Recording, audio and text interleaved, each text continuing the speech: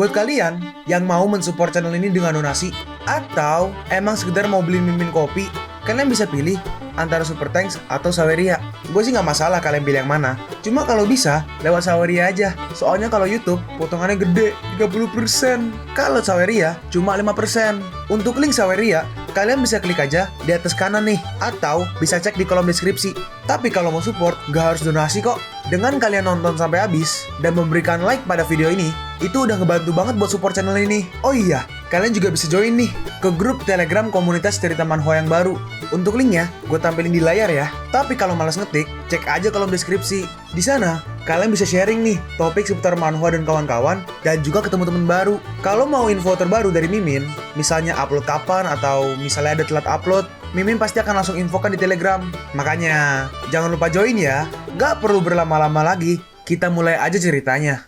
Oh iya, itu benar. Di mana Mu Xuanyin? Dalam hati Mu Xuanyin, aku jelas-jelas ada di air. Tapi kenapa aku tidak kehabisan nafas? Apa ini karena gelang yang diberikan padaku? Lalu dengan cepat, Monan juga menyelam. Oh, itu dia. Monan berkata, pegangan yang erat. Dalam hati Xuanyin, dia benar-benar datang untuk menyelamatkan hidupku.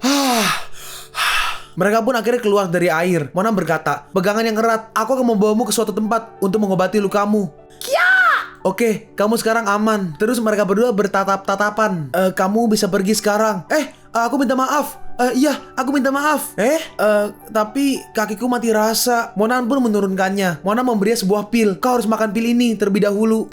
Terima kasih. Dalam hati Monan, aku memakai topeng ini karena takut dia akan menolakku. Mungkin sekarang adalah waktu terbaik untuk melepaskan topeng. Lalu Xuanyin memakan pilnya. Dalam hati Monan, apa yang akan dia pikirkan? Kalau dia tahu orang yang menyelamatkan dia adalah orang yang memaksa dia untuk berciuman. Lupakan aja. Niat membunuh. Dengan cepat, Monan langsung pergi. Hei, kemana kau pergi? Lalu ada seseorang yang menghampiri Xuanyin. Kakek. Untungnya itu kakeknya. Berhenti menangis Xiaomu. Kakek ada di sini sekarang. Gak ada yang bisa membulimu lagi. Lalu kakeknya melihat ke arah atas di mana Monan berada. Ternyata itu kakek Xuanyin. Lalu tiba-tiba seseorang muncul di belakang Monan. Dia berkata, siapa kamu? Siapa kamu? Dalam hati Monan, orang ini udah bersembunyi untuk beberapa waktu. Dan aku bahkan gak menyadari dia. Aku harus tahu apa niatannya. Dia menyerang dan dia berkata, seorang pria yang menyembunyikan wajahnya nggak pantas menanyakan identitas orang lain. Monan mencoba menahan serangannya.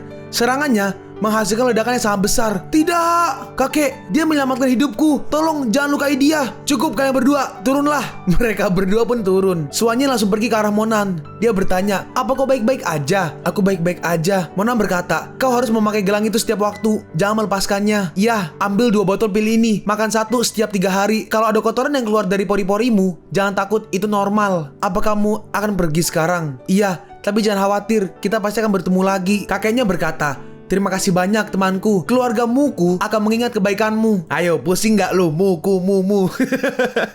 Monan berkata, jangan salah paham. Aku menyelamatkan dia bukan untuk mendapatkan sesuatu. Lalu kakeknya berkata, baiklah kalau begitu, kami lebih baik pergi sekarang. Orang yang tadi muncul berkata, temanku, apa kau bisa menunjukkan wajah aslimu? Baiklah. Lalu Monan membuka topengnya. Dalam hati orang itu, dia sangat muda. Dia berkata, masalah Xuanyin sangat rumit. Dan bahkan keluargamu kami gak berdaya dan gak bisa melakukan apapun tentang itu. Kamu masih sangat muda. Kau gak perlu terlibat dalam pertarungan ini. Bukankah ini cuma karena keluarga Cao? Dan bagaimana kau tahu tentang itu? Karena kamu tahu, kamu seharusnya gak terlibat. Apa kau bisa berurusan dengan keluarga Cao? Monan berkata, aku tidak bisa melakukannya sekarang. Tapi dalam 2 tahun, aku pasti bisa menghancurkan keluarga Cao hingga akar-akarnya. Orang tua itu berkata, kau sangat sombong. Jangan menemui Xuanyin lagi. Aku akan menjaga dia tetap aman. Kamu akan segera melihat seberapa kuat keluarga Cao. Aku harap kita akan bertemu lagi. Lalu keesokan harinya, Xiang Tong menghampiri rumah Monan. Dia berkata, selamat pagi kakak. Ayo kita minum teh bersama. Monan berkata, kalau kau memiliki sesuatu untuk dikatakan, katakan aja sekarang. Xiang Tong berkata, Oke, seperti yang kau perintahkan. Aku udah mencari Tuan Taoyun dari pelelangan sebelumnya dan mengatur pertemuan untuk teh pagi. Maukah kau bertemu dia? Ada ini juga untukmu. Ini proposal investasi. Bagus, kerja bagus. Ayo pergi bertemu dia sekarang. Tuan Mo, di sini. Tuan Mo, silakan duduk. Monan berkata, Tuan Tao, aku udah membaca proposal investasimu dan aku pikir itu bagus. Hahaha. Toko fisik terlalu merepotkan. Untuk membuat sesuatu lebih efektif, kita bisa membuat jaringan untuk membantu seluruh pedagang menjual produk mereka. Dalam hati Monan, meskipun rencana ini sangat gila, tapi aku ingat dari kehidupanku sebelumnya, aku tahu kalau Taoyun ini akan jadi orang terkaya. Tuan Tao, aku pikir rencanamu ini luar biasa. Aku udah membuat keputusan untuk investasi. Benarkah? Anda ingin investasi? Lalu berapa banyak Anda akan berinvestasi? Mona menunjukkan angka 5. Dia berkata, 500 ribu. Mona merespon, 5 miliar. Lalu kita pergi ke sebuah perpustakaan. Di sana, Suanyi sedang membaca. Lalu tiba-tiba dia menerima pesan. Pesan itu bertuliskan, aku tenang. Kalau kakekmu mengirim seseorang untuk melindungimu. Sebelum kau pergi, aku punya hadiah kecil untukmu yang ada di mejamu. Hah? Hadiah? Dengan cepat, Suanyi langsung ke depan ya. Dia langsung ke kelasnya. Dia melihat mejanya dan dia melihatnya. Dalam hati Suanyin, topeng ini benar-benar dia. Ini hadiah macam apa ini? Saat dibuka, ini. Lalu sekarang kita berpindah ke Monan dan juga Xiangtong. Xiangtong berkata, Kakak Nan, jujur aja, apa kau pikir keluarga Qing akan memberi kamu 5 miliar? Monan berkata, itu uangku. Kalau dia nggak menepati janjinya, aku akan menghancurkan seluruh keluarganya. Resepsionisnya berkata, bagaimana aku bisa membantu Anda? Xiangtong berkata, pergi dan panggil Hong Yu keluar. Kakakku yang bertemu dengan dia sekarang. Si resepsionis merespon, aku sangat minta maaf. Tuan muda Qing saat ini sedang nggak bisa bertemu dengan siapapun untuk beberapa saat. Xiangtong berkata, apa maksudmu nggak tersedia? Apa kau tidak tahu siapa kakak Nanku? Aku sangat minta maaf. Lalu tiba-tiba ada yang berkata, tolong jangan menyusahkan staf kami. Saat mereka melihat, kita melihat satu orang wanita yang sedang di kursi roda dan satu orang anak kecil. Wanita itu bertanya, apa kalian berdua orang-orang Tuan Qing? Tidak, ini hanya masalah pribadi. Aku harus bertemu dengan dia. Baiklah, kalau begitu tolong ikuti aku. Tuan muda Qing ada di sekitar sini. Karena ini sulit bagiku untuk bergerak dengan kursi roda, aku akan meminta kalian untuk mencarinya sendiri. Lalu Hong Yu mulai mencari. Oh, itu ada di sana. Lalu Monan menghampiri Hong Yu. Monan merangkulnya dan dia berkata, oh, aku paham. Kau sangat menikmati hidupmu, ha? Qing Xiao, aku penasaran, apakah udah menghasilkan 5 miliar yang kau hutangi pada aku waktu itu? Qing Xiao kaget. Master tahu Monan? Monan melanjutkan, terakhir kali di Pulau Beast, kau meninggalkan kartu 200 juta untuk hidupmu. Kau belum lupakan tentang janjimu? Gak ada uang di kartu itu. Dan aku percaya. Apa kau tahu alasannya? Hong Yu merespon, hahaha, Master Mo, aku nggak tahu kamu suka bercanda karena aku memberi kamu kartu itu. Bagaimana cara menggunakan uang di dalamnya adalah urusanmu. Master Mo, jangan dorong keberuntunganmu. Tempat dan situasinya berbeda sekarang. Lalu tiba-tiba Hong Yu ditarik Xiangtong. Xiangtong berkata, kaulah yang berlebihan. Beraninya kau sangat sombong ketika kamu memberikan dia kartu kosong dan kabur. Lalu beberapa bodyguard muncul. Jangan bergerak. Lepaskan tanganmu dari dia. Mereka menodongkan pistol mereka. Qing Xiao, apa maksud dari ini? Master Mo, sepertinya kau benar-benar gak paham situasinya. Kota ini adalah daerah kekuasaan keluarga Qing. Di sini, aku adalah penguasa semuanya. Artinya, kalau aku ingin membunuhmu, aku bisa melakukannya dengan mudah. Kau ingin mengingkari hutangmu.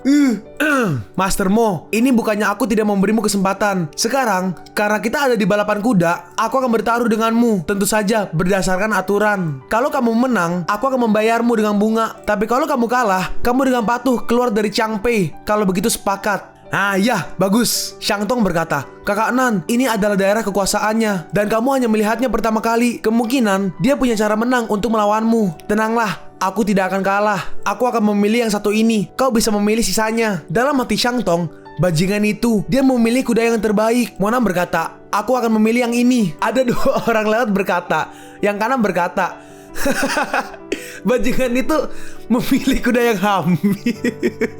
Memilih kuda yang hamil. Dia memilih kuda itu hanya berdasarkan penampilannya yang kuat. Dia sama sekali gak punya pengetahuan tentang kuda. Orang yang di kiri berkata, pemula ini akan kehilangan semua uangnya. Kamu sangat gak cerdas. Tuan Mo, kalau kau mau berlutut di tanah dan menggonggong seperti anjing, aku akan melepaskanmu. Xiangtong berkata, Kakak Nan, kita harus memilih kuda lain. Wanita itu berkata, Tuan Qing, apa kamu gak takut kehilangan reputasimu kalau kau melawan bajingan seperti itu? Qing Xiao berkata, tentu saja, dia bukan tandinganku Nona Pan. Tapi aku harus meletakkan bocah itu di tempat dia berasal. Lalu dia menyuntikkan sesuatu ke kudanya. Nona Po berkata, aku dengar taruhannya 5 miliar. Itu taruhan yang besar. Hong Yu merespon, 5 miliar bukan apa-apa bagiku. Lalu Mona naik kudanya. Xiangtong berkata, Kakak Nan, mereka kelihatannya memberi obat pada kuda ini. Percayalah padaku, bertaruhlah padaku kalau kau ingin menang. Bersiap, maju. Sial, kudanya cepat. Kakak Nan, dia udah jauh. Kamu harus cepat juga. Hahaha, Master tahu pantatmu, makanlah debuku.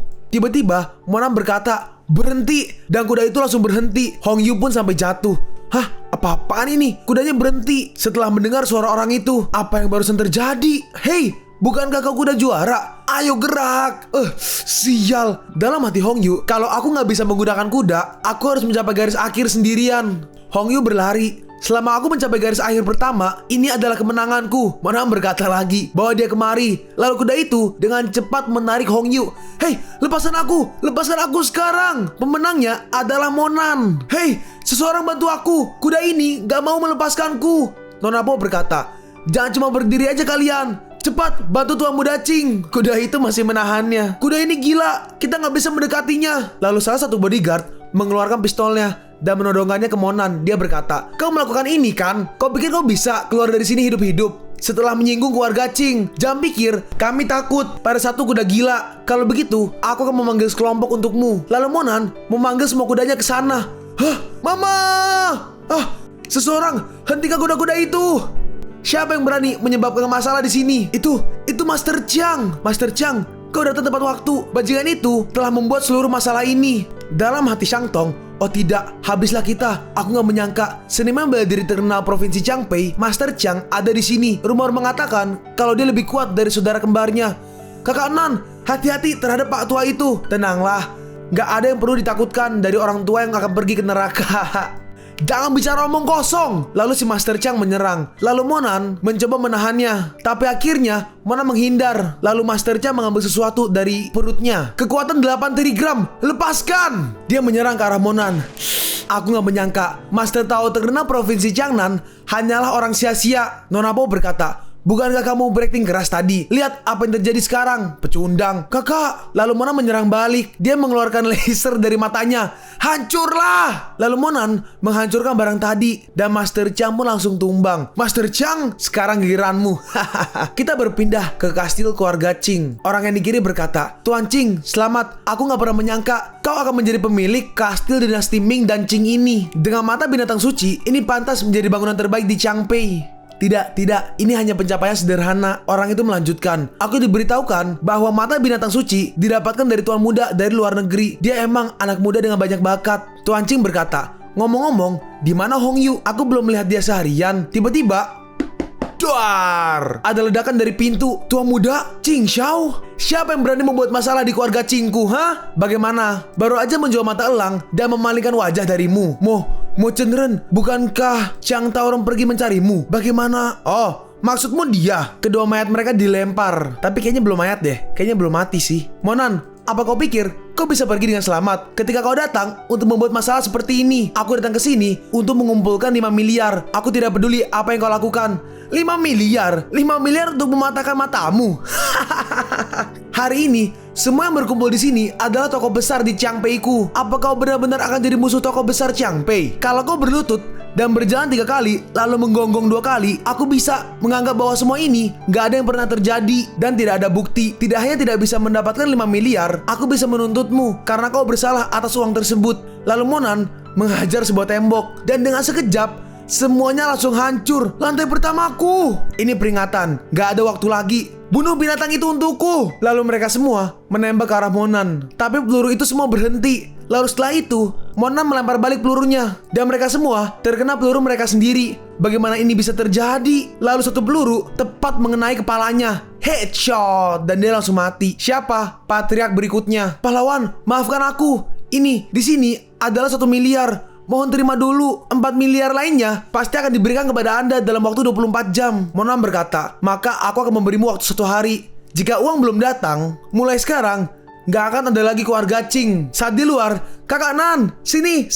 Shang Tong berkata, apa masalahnya udah selesai? Sepertinya ada pergerakan besar di sana. Oke, tidak. Kakak Nan, apa keluarga Ching benar-benar memberikan 5 miliar? Ini gak nyata. Mereka gak punya pilihan lain. Kita sekarang pergi ke rumah keluarga Chow, villa keluarga Chow. Chow Lintian berkata, kau bilang keluarga Jing tiba-tiba mentransfer 4 miliar yang semulanya digunakan untuk investasi. Pegawai itu berkata, benar, investor lain juga mengira ada yang gak beres dan mereka menarik semua modalnya, menyebabkan kerugian lebih dari 7 miliar bagi kami. Beritahu Pai Chi dari daftar gelap dan biarkan dia menyelidikinya untukku. Gak peduli siapa yang menyebabkan hal ini, aku pasti tidak akan membuatnya merasa lebih baik. Lalu kita kembali ke Monan. Selamat untuk pimpinanmu. Beberapa orang menunggunya. Ternyata itu adalah Tuan Tao bersama 2 bodyguard. Tuan Tao berkata, ternyata pengacara dia yang bukan bodyguard. Tuan Tao berkata, ini pengacara Lin dan juga pengacara Meng. Mereka adalah kepala urusan hukum perusahaan. Gak perlu lama-lama. Ayo, tanda tangani dokumen. Pimpinanmu benar. Silahkan lewat sini, pimpinanmu. Setelah menandatangani kontrak ini, Anda adalah perwakilan resmi dari grup. Dan ini adalah perusahaan yang terdaftar di ibu kota. Lalu Mona menandatanganinya. Mona bertanya, apa ini baik-baik aja? Terima kasih pimpinanmu. Mona melanjutkan, terserah kamu selanjutnya. Aku yakin aku tidak akan salah. Tuan Tao berkata, aku akan melakukan yang terbaik. Dan aku tidak akan pernah mengecewakan pimpinanmu. Lalu setelah itu mereka pulang. Mona berkata, Shang Tong, bantu aku mengawasi musuhannya secara diam-diam. Tunggu aja sampai dibukanya Universitas Yenqing. Kakak Nan, beri aku kesempatan lagi dan biarkan aku tetap di sisimu. Mona berkata, di 3 pil. Kakak Nan, pelan-pelan. Aku pasti akan menyelesaikan tugas yang kakak berikan padaku. Langsung berubah sikapnya ya.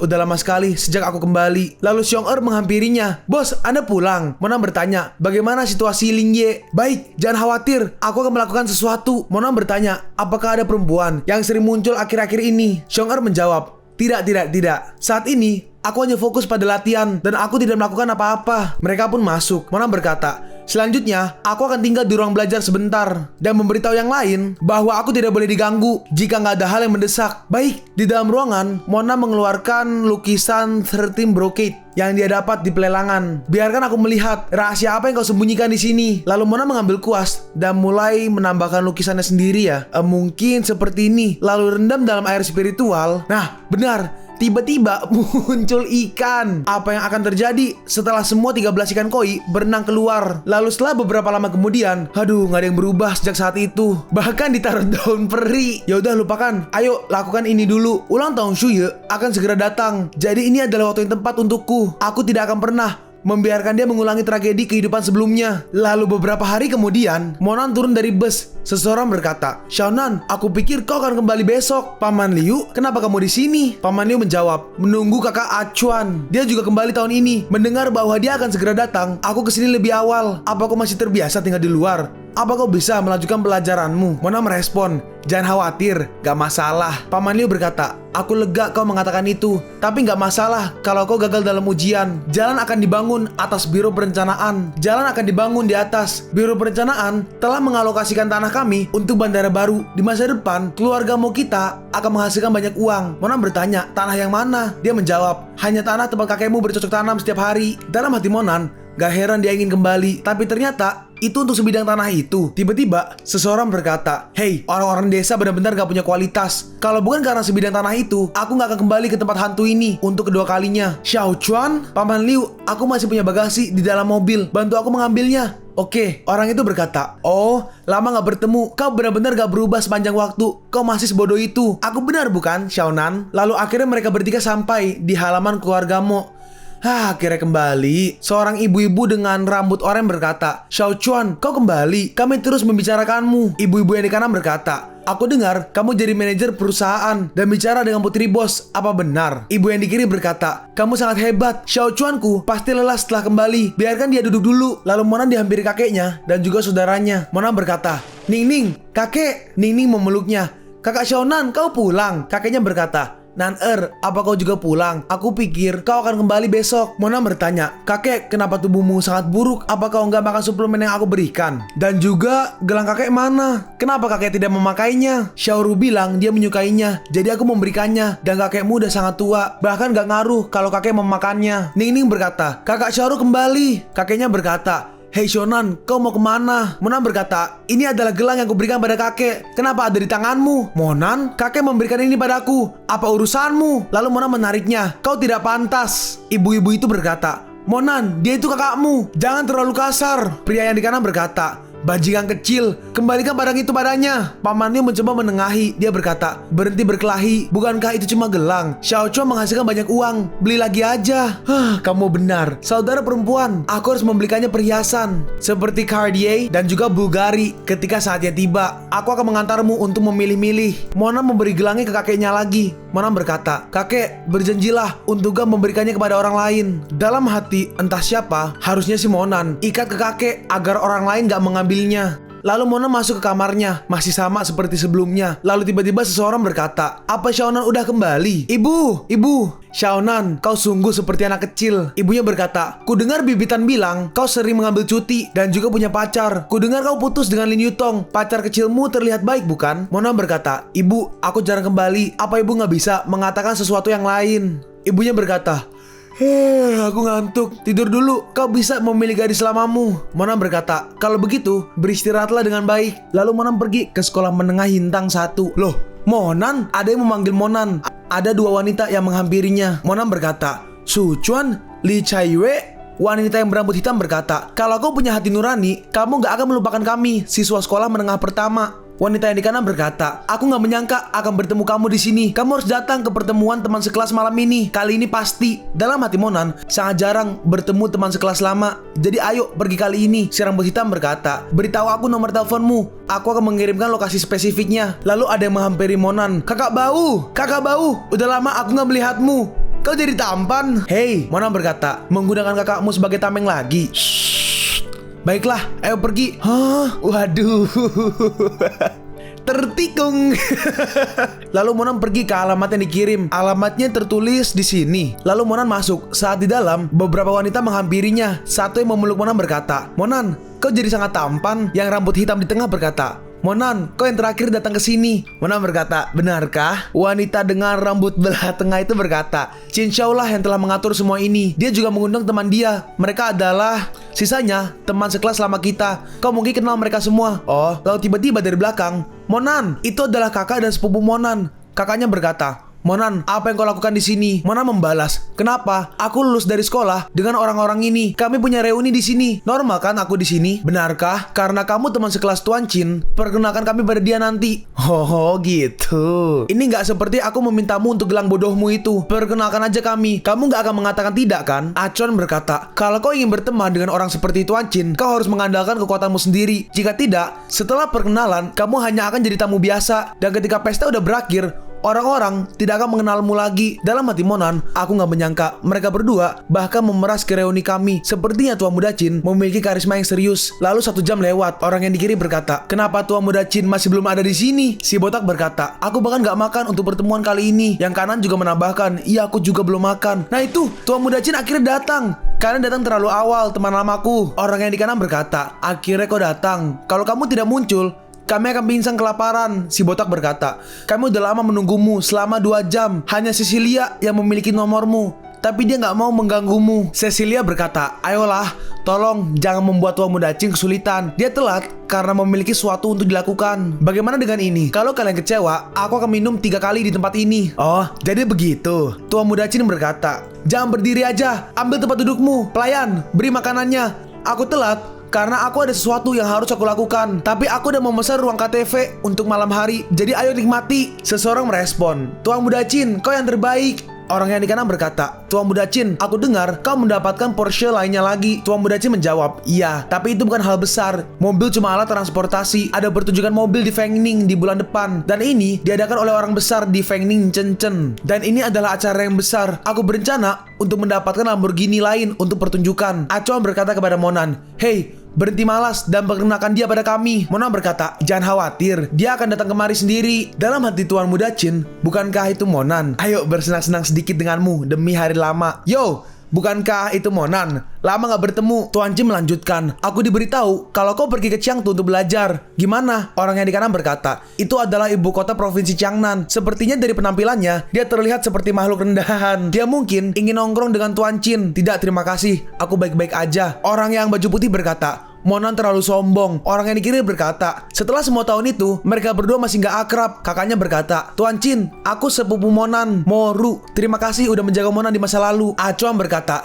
"Tuan Chin, aku udah dengar banyak tentangmu. Aku Mo Chuan, manajer umum industri Chaofan. Aku juga sepupu Monan. Jadi, apa kalian kesini untuk bicara mewakili dia?" Kakaknya berkata, "Kenapa juga kami bicara untuk dia?" Acuan berkata, "Tuan Chin, apa ada perselisihan antara kamu dan Monan?" Tuan Chin menjelaskan, "Apa sepupumu gak memberitahumu? Dia adalah orang yang paling aku benci. Dulu, dia memiliki banyak masalah denganku. Dan tentu saja, aku memiliki banyak masalah untuk membuat seseorang menghajar dia." "Apa? Monan, minta maaf pada Tuan Chin. Moru memegang sebuah gelas wine dan berkata, Tuan Chin, demi sepupuku yang gak berharga, aku minta maaf untukmu. Sebenarnya, dia dan aku tidak dalam hubungan yang baik. Aku datang ke sini hanya untuk menemuimu, Tuan Chin. Hei Monan, apa yang kau tunggu? Cepat datang ke sini dan minta maaf. Monan berkata, dia nggak pantas mendapatkan permintaan maaf dariku. Kakaknya melanjutkan, Monan, apa-apa dengan perilakumu? Kau menyinggung Tuan Chin. Bukankah seharusnya kau minta maaf? Kau harus menghormati Tuan Chin. Lalu gelasnya dipukul oleh Monan. Monan berkata, kamulah yang pertama berani memaksaku. Kalau margamu nggak sama denganku, kau udah mati sekarang.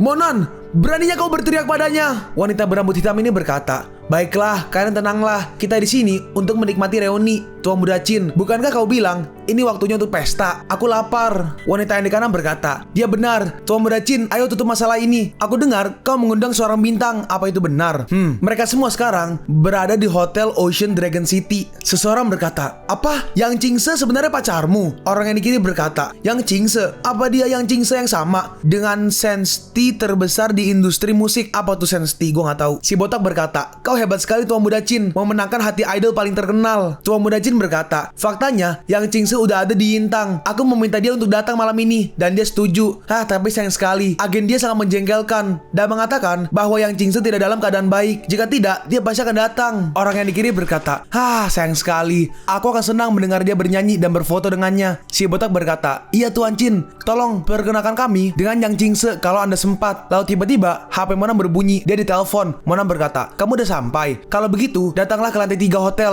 Kamu akan menemuiku di sini. Tuan Muda Chin masih ngibul. Aku akan membiarkan dia bernyanyi untuk kalian jika dia datang malam ini. Tapi jika tidak, ya nggak apa-apa. Jika Yang Chingse memiliki konser, aku pasti akan mengundang kalian semua duduk di kursi VIP. Cecilia berkata, iya, kamu terlalu luar biasa Tuan. Ayo kita bersulang untuk Tuan Muda Chin. Si botak berkata, iya bersulang untuk Tuan Muda Chin. Betah ya mereka ya kayak gitu ya. Gue sih enak dengernya. Tuan Muda Chin berkata, Monan, apa kamu nggak belajar di Changtu? Apa kamu bertemu dengan Yang Chingse? Apa kau mau aku memperkenalkanmu dengan Yang Chingse? Pada akhirnya, aku itu sangat dermawan dan tidak memegang dendam. Tuan Muda Chin melanjutkan, ngomong-ngomong, kamu bahkan gak punya pacar. Jadi kenapa kamu gak pergi ke KTV denganku dan mencari perempuan malam ini? Tiba-tiba, semuanya lihat, bukankah itu Yang Chingse? Dia benar-benar datang. Ya Tuhan, itu Yang Chingse. Itu benar-benar Yang Chingse. Wah, aku gila. Si rambut hitam bertanya, Tuan Muda Chin, kau benar-benar mengundang Yang Chingse ke pesta? Dalam hati Tuan Muda Chin, apa? Bukankah kau bilang kau sibuk? Tuan Chin, apa kau tidak akan bertemu dengan pacarmu? Tuan Muda Chin berkata, karena dia di sini, mungkin dia akan bernyanyi sebentar. Si botak berkata, hidup Tuan Muda Chin. Tuan Muda Chin menghampirinya dan berkata, Chingse, aku senang kau datang ke pesta ini. Tapi Chingse mengabaikannya dan langsung pergi ke arah Monan. Oh, di sana. Kau bersembunyi di pojokan. Apa kau sengaja menghindariku? Monan membalas, tidak, aku tidak tahu kalau kau ada di kota ini. Apa yang terjadi? Kenapa dia pergi ke Monan? Acuan berkata, Tuan artis, bukankah kamu di sini untuk menemui Tuan Chin? Tuan Chin? Siapa itu? Moru berkata, lihat di sana, Tuan Muda Chin. Enggak, aku datang ke sini untuk menemui Monan. Dalam hati Moru, bagaimana bisa Monan mengenal Yang Chingse? Lalu ada dua orang nih di pojok kanan. Yang paling kanan berkata, bukankah Tuan Muda Chin barusan bilang kalau Yang Chingse adalah pacarnya? Kenapa Yang Chingse bilang kalau dia nggak mengenalnya? Temannya berkata, diam bro. Dalam hati Tuan Muda Chin, kau cuma penyanyi, beraninya bilang nggak kenal aku, Tuan muda dari Chin Yintang. Dan Monan itu, bagaimana bisa dia mengenal Yang Chingse? Karena malu dia langsung keluar. Tunggu aja kamu, aku tidak akan melupakan hari ini. Cecilia memanggil, Tuan Muda Chin, Tuan Muda Chin. Dalam hati Moru, ini adalah kesempatan sempurna untuk mendekati Tuan Muda Chin. Tidak mungkin aku akan melepaskannya. Lalu Acuan menghampirinya. Salam Nonayan, aku adalah Mo Chuan. Nama Inggrisku Ace. Itulah. Aku kakak Monan. Lalu Monan hanya diam. Karena Monan diam, Yang Chingse juga diam. Dalam hati Acuan, apa? Aku orang yang berkualifikasi ini dan sangat tampan. Kenapa dia nggak menyapa aku balik? Aku nggak berpikir ada banyak orang sepertiku di sini. Oh, itu pasti karena kerumunan di sini. Takut akan menyebarkan rumor. Acuan berkata, Nonayan, aku memiliki banyak hal yang harus aku lakukan. Aku akan meninggalkan kartu namaku di sini. Kita bisa bicara nanti. Chingse bertanya, Monan, apa dia kakak kandungmu? Dan dia kelihatannya juga sangat kuat. Kuat dalam arti status. Monan membalas, enggak, dia hanya sepupuku. Ingatlah untuk tidak bersama dengan orang sepertinya di masa depan. Ya, aku tahu. Lalu si rambut hitam menghampiri Chingse dan berkata, Nona Yang Chingse, aku adalah fan besarmu. Bisakah aku mengambil foto denganmu? Monan berkata, mereka teman SMP ku. Apa kamu gak keberatan berfoto bersama mereka? Chingse merespon, kalau itu temanmu, maka tentu saja. Mereka berdua pun berfoto. Si rambut hitam berkata, terima kasih banyak. Chingse membalas, itu bukan hal besar. Gak perlu terlalu sopan. Si cewek belah tengah berkata, Monan, kamu luar biasa. Bagaimana kamu bisa mengenal Yang Chingse? Monan menjawab, dia dan aku berada di sekolah yang sama. Lalu ada wanita yang menghampirinya. Dia berkata, Monan, bisakah kita bertukar nomor HP? Monan berkata, iya bisa. Monan, aku juga. Hei, satu-satu, jangan rusuh. Ngarep itu kalian ya, ngaku. Lalu Chingse mulai bercerita. Akhir-akhir ini, aku sedang bermasalah dengan jari-jariku ketika memainkan musik tradisional Cina. Terutama karena kelelahan di jariku. Monan bertanya, berapa jari yang terluka? Chingse menjawab, semuanya sakit seketika aku memainkan kuceng. Dan ini yang memaksaku berhenti berlatih kemarin malam. Monan berkata, ayo, aku akan pergi ke ruang hotel bersamamu dan merawatmu. Lo. Dalam hati Chingse, kembali ke ruang hotel. Mungkinkah kau ingin lebih denganku? Chingse berkata, baiklah kalau begitu. Saat di jalan, tiba-tiba ada segerombolan orang yang menghalang mereka. Seseorang bertanya, hei, apa bajingan itu Monan? Iya, kakak Mue, itu dia. Kamu orang yang menyinggung Tuan Chin. Kau punya keberanian. Katakan padaku, tangan atau kaki, mana yang ingin kau patahkan? Hei. Dia cantik. Orang yang tadi berkata, hei, apa yang kau lihat? Apa kamu gak pernah melihat perempuan? Fokus dalam pekerjaanmu. Hei perempuan, pergilah. Aku tidak memukul perempuan. Dan juga, ini gak ada hubungannya denganmu.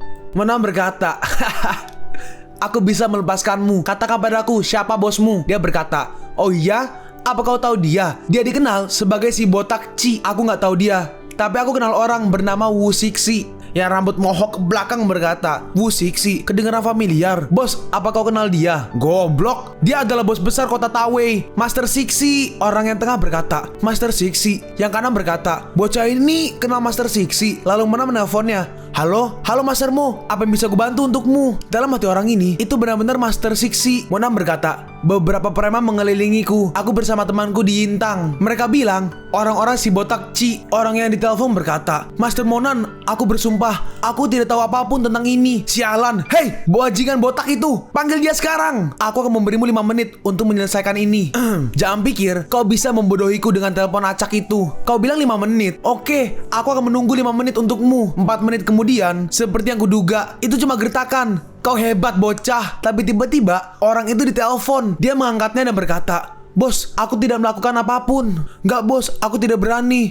Iya, aku akan melakukan seperti yang kau katakan. Orang itu berkata, Tuan Mo, tolong jangan marah. Ini semua salah paham. Tuan Mo, ini salahku. Tolong maafkan aku. Si rambut pirang berkata, kakak Mue, kenapa kau minta maaf pada bajingan ini?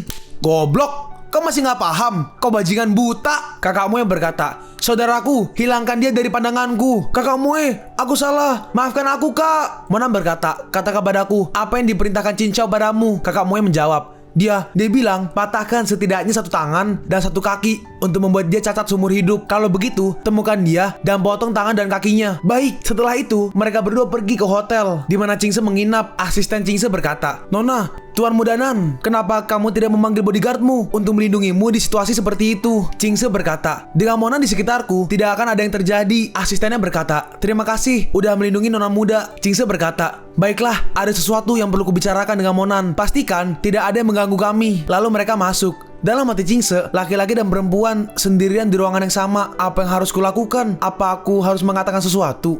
Chingse bertanya, hei Monan, apa kau ingin minum sesuatu? Sini, duduklah. Dalam hati Chingse, apa dia ingin aku untuk? Chingse berkata, Monan berkata, berikan tanganmu. Oke, masa harus gue peragain juga suaranya? Kalau ini imajinasi lu pada aja deh. Dalam hati Monan, tangan yang lembut. Tiba-tiba Chingse berkata, aku benci ini. Apa kamu gak tahu? Aku sangat sensitif. Aku membantumu membersihkan meridian di tanganmu. Apa itu sakit? Tidak, ini tidak sakit. Dalam hati Chingse, bagaimana bisa Monan mengetahui semuanya? Aku benci ini. Kakek selalu memuji dia. Dia hampir diakui sebagai menantu. Monan, ini sangat nyaman. Dalam hati si asisten, apa yang mereka lakukan di dalam? Si asisten mulai berimajinasi. Meskipun adik udah berkata nggak ada yang boleh mengganggu, tapi kalau paparazzi sampai tahu tentang ini, nggak peduli. Lalu pintunya dibuka dan dia berkata, berhenti. Hah? Apa yang kalian lakukan? Chingse menjawab, Monan memijat tanganku. Apa ada yang salah? Lalu dia langsung keluar. Maaf mengganggu. Ketika kau memainkan 4 lagu, aku akan memberi kamu sebotol pil. Tapi ini hanya bisa meredakannya sementara. Kalau kamu ingin rajin, kamu harus mengkultivasi pikiranmu. Apa yang harus aku kultivasikan? Dalam hati Chingse, melakukan kultivasi mental. Aku bisa selangkah lebih dekat dengan Monan. Monan berkata, biar ku pikirkan metode yang cocok untukmu, dan aku akan memberitahukannya nanti padamu. Chingse merespon, oke. tapi jangan membuatku menunggu terlalu lama. Dalam hati Monan, Taiyi Chin Yin memerlukan Nian Ming Li Huo, dan Yang Xingse gak mungkin bisa menerimanya. Tapi Chang Ching Chin Demon mungkin gak cocok untuk judi. Di atas langit yang berbintang, ada musuh yang tak terhitung jumlahnya. Mereka memerintah surga. Ribuan ras datang ke dinasti, dan orang kuat yang tak ada habisnya diizinkan untuk mengirim mereka. Ini waktunya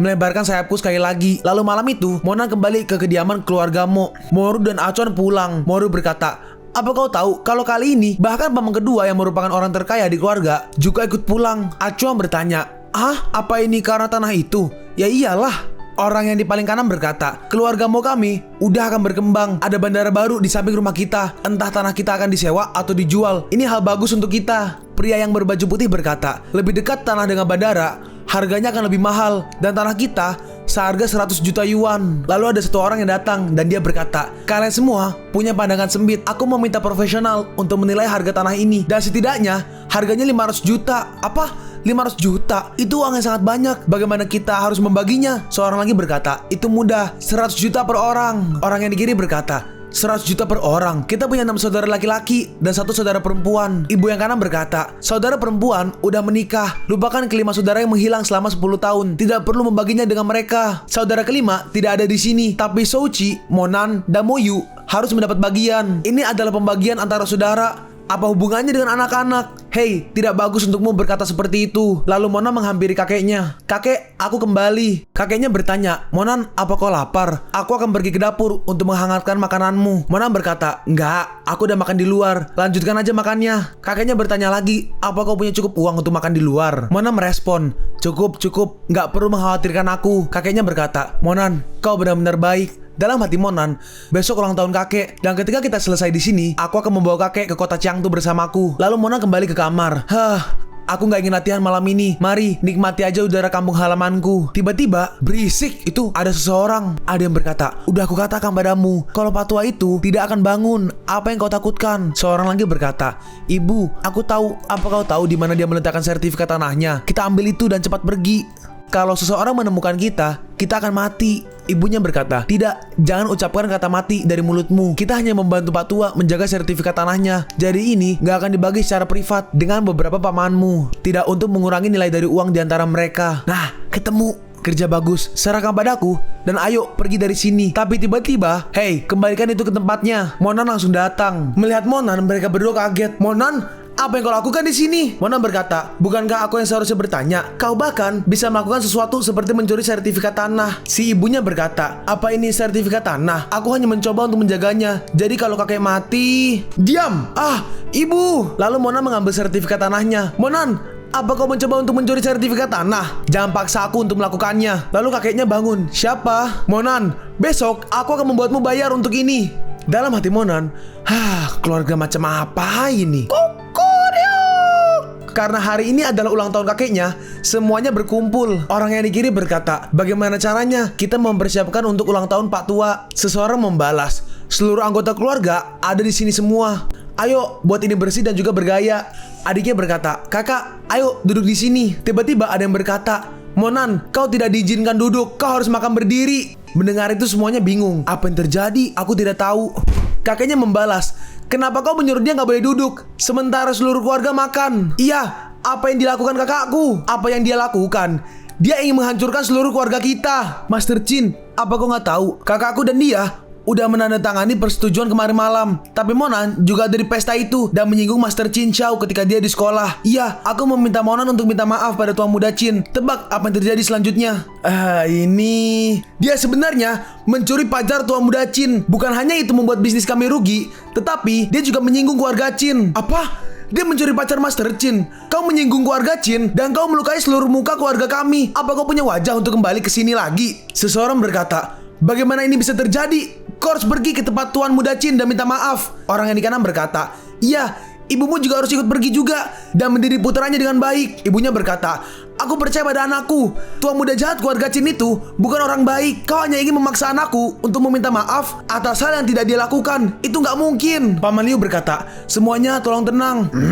Cukup, berhenti membuat keributan. Xiaonan, kakek percaya padamu. Kakek, keluarga Chin tidak layak menerima maaf dariku. Moru, jangan salahkan aku karena mengabaikan hubungan darah. Moru berkata, emangnya kenapa denganku? Kalau kau tidak minta maaf, aku ingin melihat bagaimana kau akan menangis ketika tua muda Chin membalas dendam. Gawat, keluarga Chin datang. Monan, jangan khawatir, mereka datang untukmu. Ibunya berkata, biar aku beritahu kamu, masalah ini gak ada hubungannya dengan kami. Dalam hati Monan, sungguh keluarga yang baik. Ibunya berkata, Xiaonan, aku akan menanganinya. Jangan khawatir, tidak ada yang bisa menindasmu selama ibu masih ada. Kakak, bu, aku tidak apa-apa. Aku akan mengatasi ini. Chin Wangsong, kepala keluarga Chin datang. Siapa yang bernama Monan? Orang yang di kiri berkata, Bos Chin, selamat datang, silakan masuk. Orang yang di kanan berkata, aku tidak menyangka Anda datang ke sini secara pribadi. Ini luar biasa. Aku tanya lagi, siapa yang namanya Monan? Berdiri untukku. Lalu Monan maju. Ini aku. Kau berani keluar? Anakku sekarang berbaring di rumah sakit. Semuanya salahmu. Dalam hati Moru, apa? Tua muda Chin ada di rumah sakit. Ibunya mencoba menghalanginya. Apa maksudmu, Bos Chin? Si gendut mendorong ibunya Monan. Maksud, ketika anakku bangun, kau akan tahu artinya apa. Anakmu sangat baik hingga berani meminta seseorang untuk memukulnya.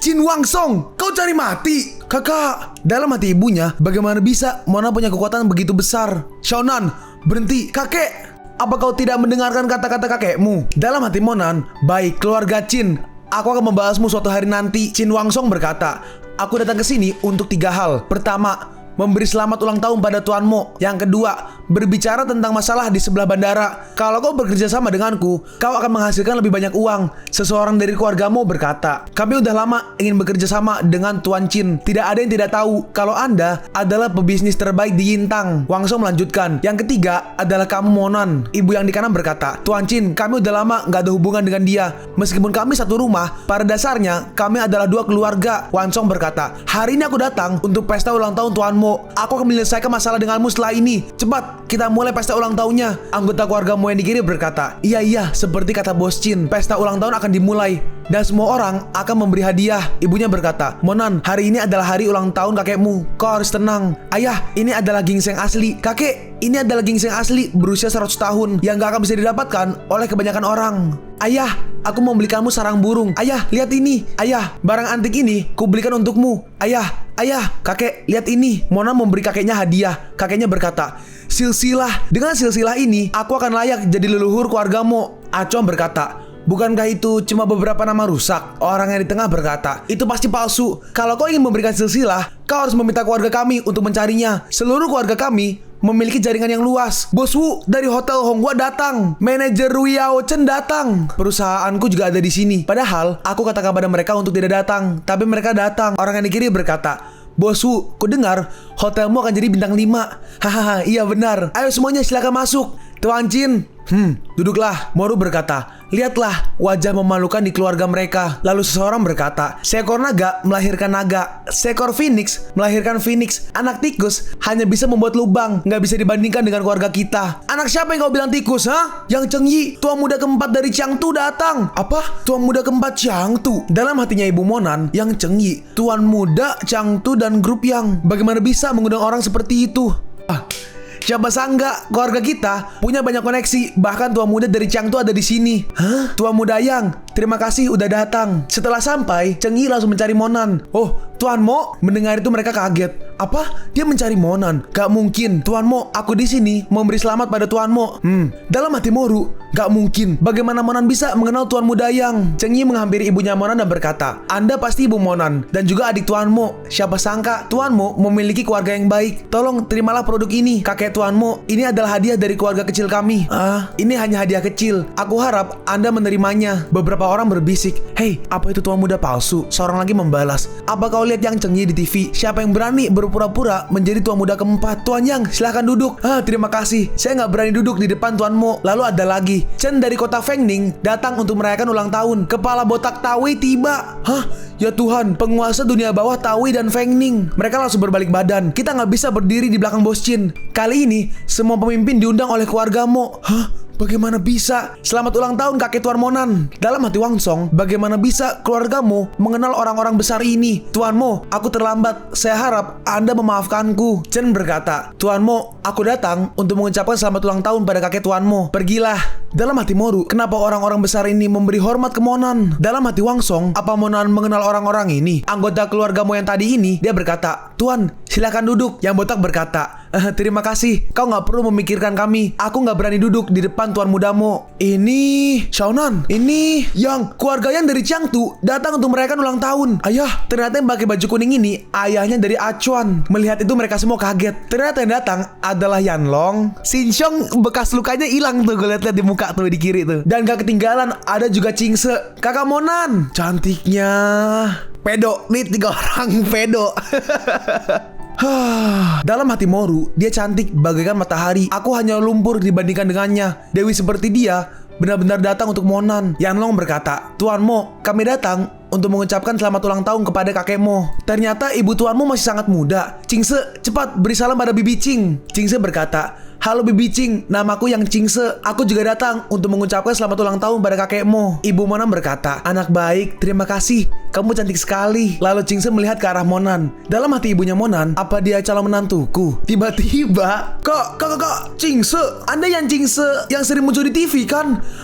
Aku saudara perempuan Monan, namaku Moyu. Ya Tuhan, saudariu sangat cantik. Kakak Monan gak pernah mengenalkanku padamu. Lalu Monan, Yanlong berkata, Qingse, waktunya merayakan ulang tahun kakekmu. Aku berharap tuanmu panjang umur.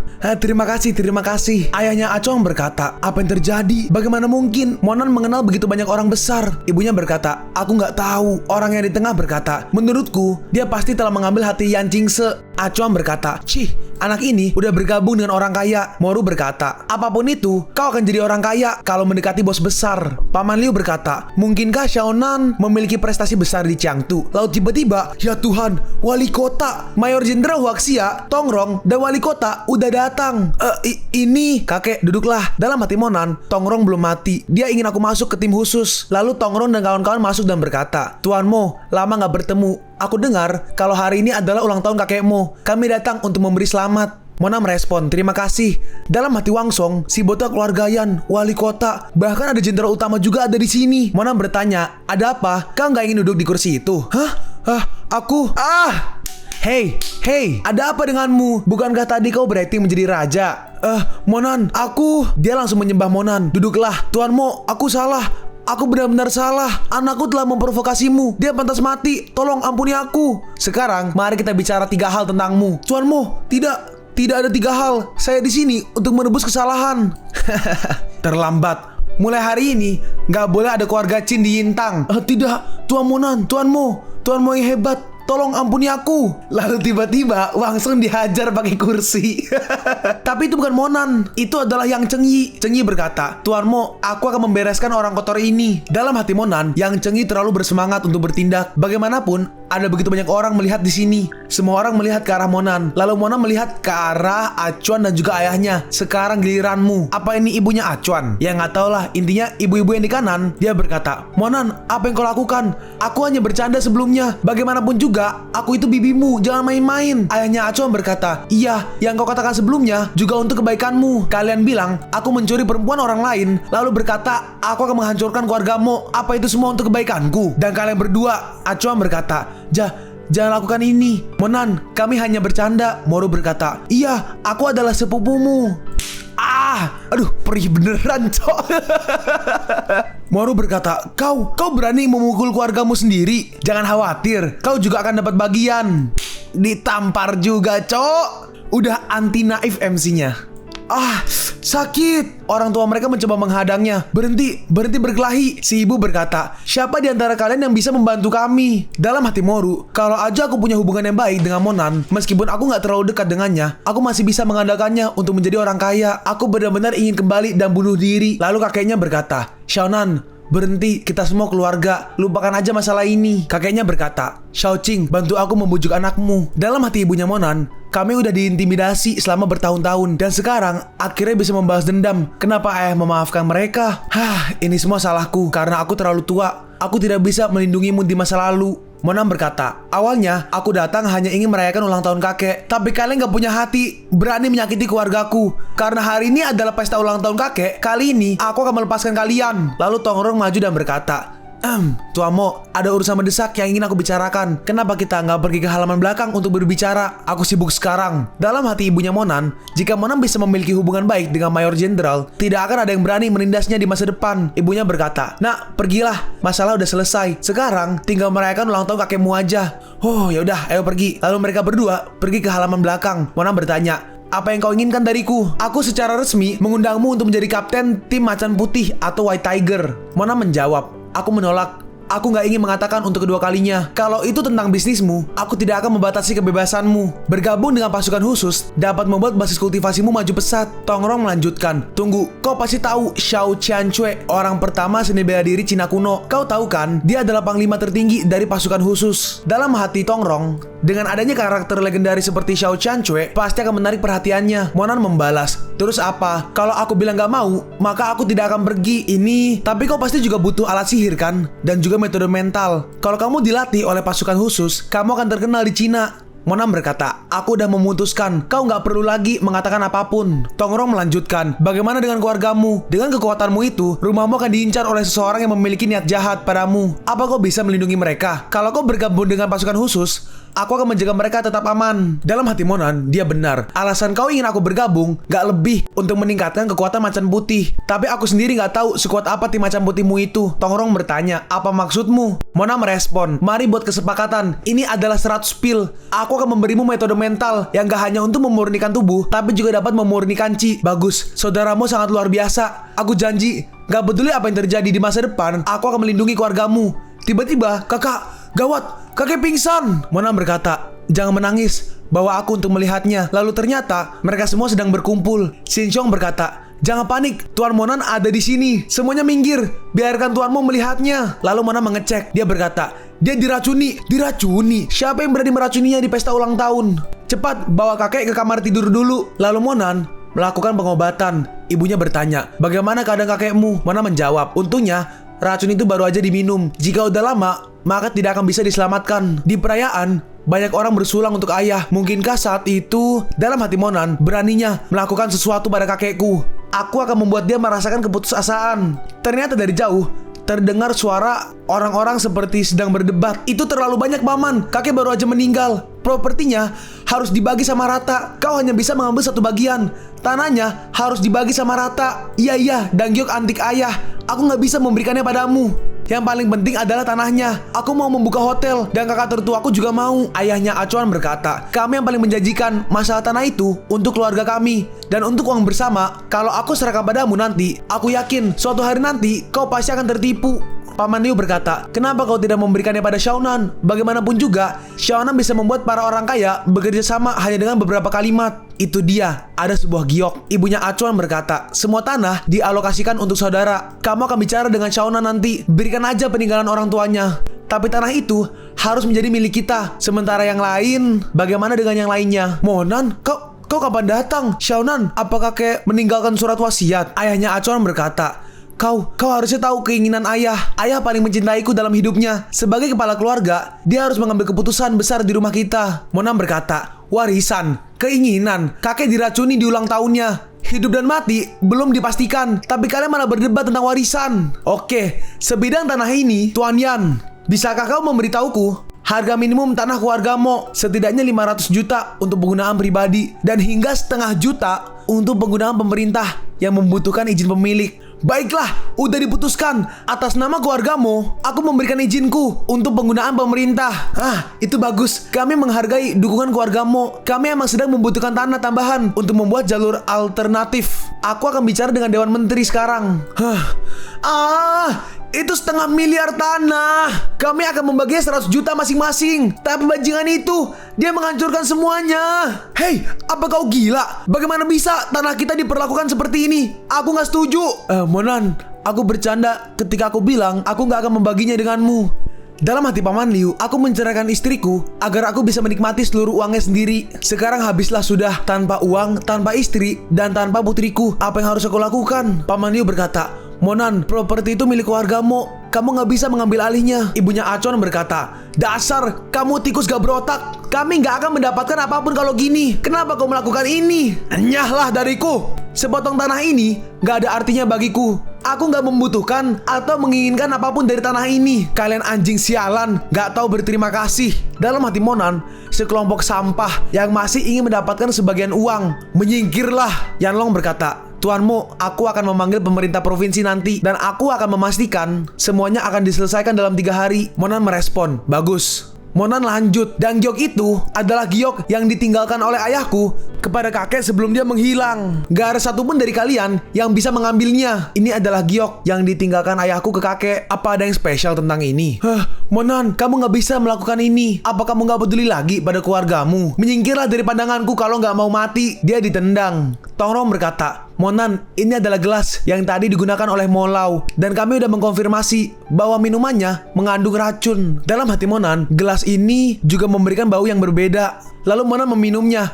Monan, tunggu! Dalam hati Monan, siapapun kamu, aku akan segera menangkapmu. Kamu gak akan bisa sembunyi dariku. Chingse berkata, Monan, itu wine beracun. Kenapa kau meminumnya? Apa kau mau mati? Monan merespon, jangan khawatir, racun gak bisa membunuhku. Chenyi berkata, Tuanmu, aku sudah mengurus masalah keluarga Chin. Ditambah, selama pesta, saat Molau diracuni, saudara kecil ini melihat orang yang mencurigakan. Dalam hati si yang lihat orang mencurigakan, perempuan yang cantik.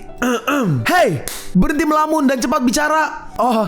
Benar, ketika Tuanmu pingsan selama pesta, aku melihat seseorang pergi keluar dari rumah buru-buru. Dan ini adalah plat nomornya. Tuan yang memeriksanya. Dia pergi ke kota Tapo. Lalu Mona melihatnya. Orang itu melanjutkan. Hei Tuanmo, Tuan yang kami melakukan kerja baik. Bagaimana kamu akan membalasnya? Kau bodoh. Beraninya kamu bicara pada Tuanmu seperti itu.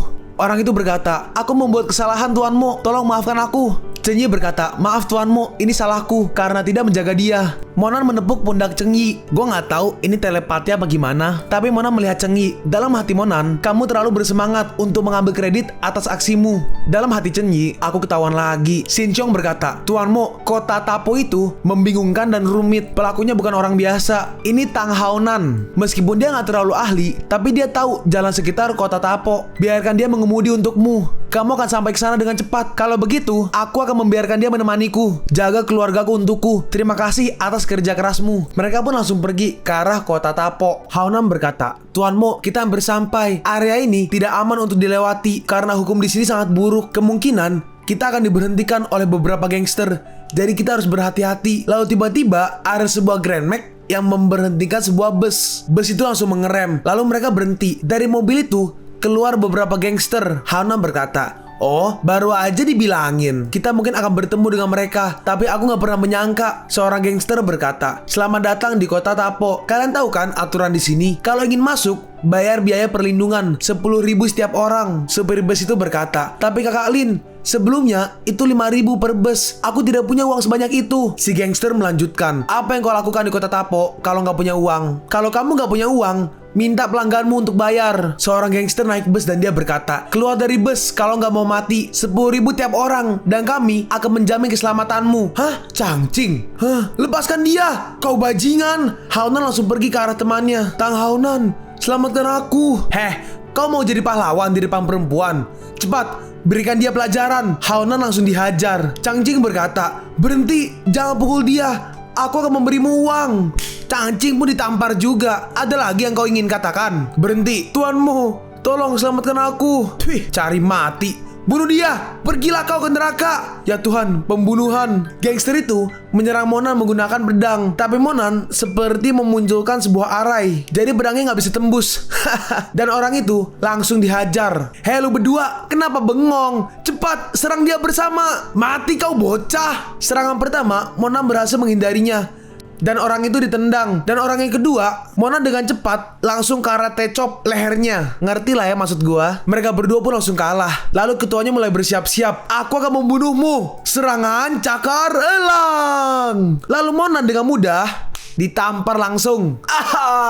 Gangster itu terpental. Dia mental sampai ke mobil dan mobilnya hancur. Itu kenapa ada logo VW dah. Serangga kecil. Lalu Monan menghampiri Haonan. Apa kau baik-baik aja? Haonan menjawab, iya tenang aja, aku terbiasa diajar. Jadi aku punya tubuh yang keras. Seorang penumpang bis berkata, Nak, kau luar biasa. Terima kasih udah menyelamatkan kami. Iya benar, kalau bukan karena kamu, kami pasti udah dihajar dan uang kami diambil lagi. Itu bukan hal besar. Sama-sama, mereka adalah orang-orang dari geng lokal. Siapapun yang macam-macam dengan mereka, nggak pernah berakhir dengan baik. Sekarang kita nggak punya pilihan lain selain putar balik. Cepat naik ke bis. Ayo pergi. Haonan berkata, kenapa kau masih di sini?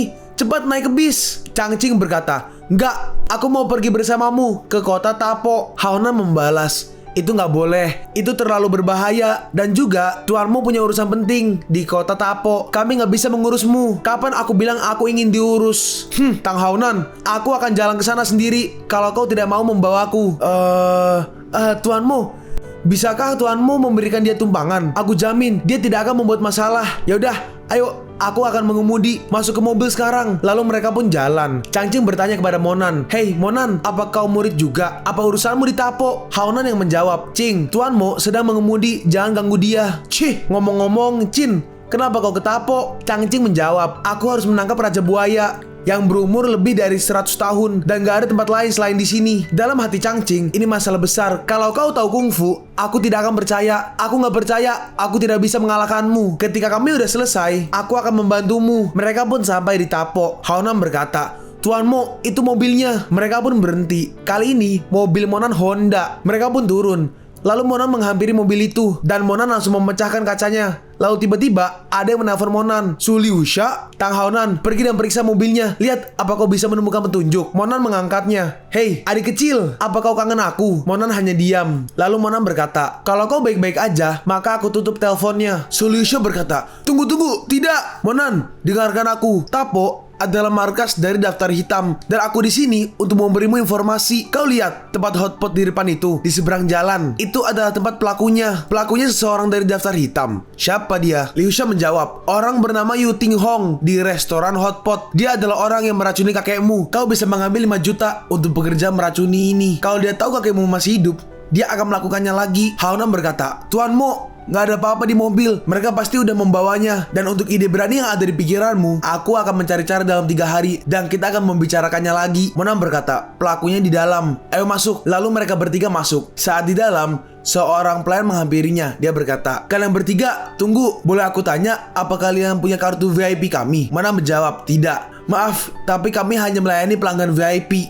Changqing berkata, hanya VIP? Tempat macam apa ini? Ini bahkan bukan restoran bintang 5. Haonan menambahkan, Nona, kami benar-benar lapar karena perjalanan yang jauh. Kami baru aja kembali dan mau makan. Ini cuma sebentar. Keluar. Tidak berarti tidak. Jangan membuatku marah, atau aku akan membuat kalian menderita. Hei, apa-apaan dengan perilakumu itu, ha? Percaya atau tidak, aku bisa menutup tempat ini dalam 1 panggilan telepon. Beraninya kau mengusir kami? Lalu pelayan itu ngeluarin pistol. Apa kau mau mati, ha? Lacur. Apa kau tahu tempat macam apa ini? Kalau kamu nggak pergi, percaya atau tidak, aku akan mematahkan kakimu dan melemparmu keluar. Bukankah ini cuma markas jelek dari daftar hitam? Kediaman Yu Ting Hong. Kalian mencari Yu Ting Hong? Kalau begitu ikuti aku. Mereka pun masuk. Saat di dalam, ternyata ada banyak orang. Saat di dalam, siapa kau bocah? Beraninya kau datang ke markas daftar hitam dan menyebabkan masalah. Lalu orang-orang yang makan juga menodongkan pistolnya ke mereka. Wow, tenang guys. Kami cuma mau makan di sini. Oke, kami pergi sekarang. Jadi jangan tembak. Yu Ting Hong, aku tahu kau di sini. Kenapa kamu gak keluar dan matilah? Lalu Yu Ting Hong keluar. Dia berkata,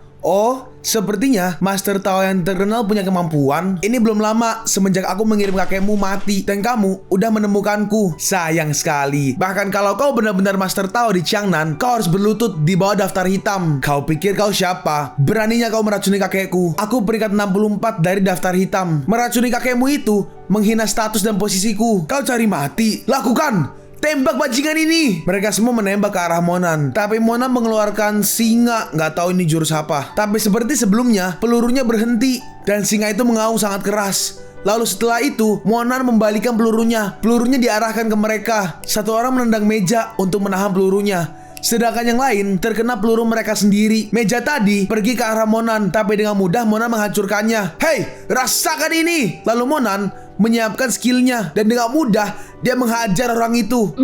Orang itu terpental jauh, bahkan sampai mejanya hancur. Dalam hati orang yang rambut ungu, sial, dia bahkan mengalahkan Lauti hanya dengan 1 pukulan. Lalu Yu Ting Hong memecahkan sesuatu. Dan dari situ keluar sebuah kabut merah. Orang yang di kiri berkata, apa Yu Ting Hong gila? Orang yang di kanan berkata, bajingan psikopat itu beneran menggunakan racun di sini. Semuanya kabur. Dalam hati Monan, apa ini racun yang sama yang diberikan pada kakekku? Enggak, ini racun yang lebih kuat. Monan dengan cepat langsung membuangnya keluar jendela. Kau pikir racunku itu sesederhana seperti kabut merah? Salah, siapapun yang menghirup racun ini pasti akan mati. Lalu setelah itu, Mona menyerang orang itu, dan orang itu sampai terhempas keluar gedung. Di luar, ada buaya yang menunggu, tapi orang itu bukan orang biasa. Dengan cepat, sat-set ke daratan. Apa kau pikir kau baik-baik aja? Hanya karena gak menghirup racunnya? Aku akan melihat seberapa lama kau bisa bicara dengan mulutmu. Hey, aku punya nama lain untuk racun itu, dan itu adalah api kutukan. Kalian bertiga udah teracuni dari dalam gedung. Shouching! Racun ini seperti api. Kalian akan mati jika terus mendekatiku, dan kalian tetap akan mati kalau kalian menjauh dariku. Aku akan berdiri di sini. Ayo, lihat siapa dari kita yang akan mati duluan. Master Tao, bukankah kau ingin balas dendam? Aku berdiri di sini 10 meter darimu. Ayo maju, sekarang kesempatanmu. Bagaimanapun, kakekmu mati dengan sangat buruk. Kenapa kau tidak mau membunuhku? Ayo maju dan bunuh aku sini. Ketika kau meracuni kakekmu, kematianmu udah ditentukan. 10 meter, aku bisa membunuhmu meski dari ratusan meter. Pedang, datang! Monan memanggil sebuah pedang, dan pedangnya nurut ke Monan. Dalam hati Yu Ting Hong, dia bisa memanggil pedang kuno semaunya. Apa dia kultivator pedang? Lalu tiba-tiba Monan berubah ke mode rambut putih. Ada apa dengan rambutnya? Oh tidak, aku harus kabur dari sini secepat mungkin. Kabur? Udah aku katakan, aku akan membunuhmu, dan aku bisa melakukannya meski dari ratusan meter. Bajingan sialan, tidak, berhenti, tolong maafkan aku. Mona menyiapkan serangan yang sangat besar.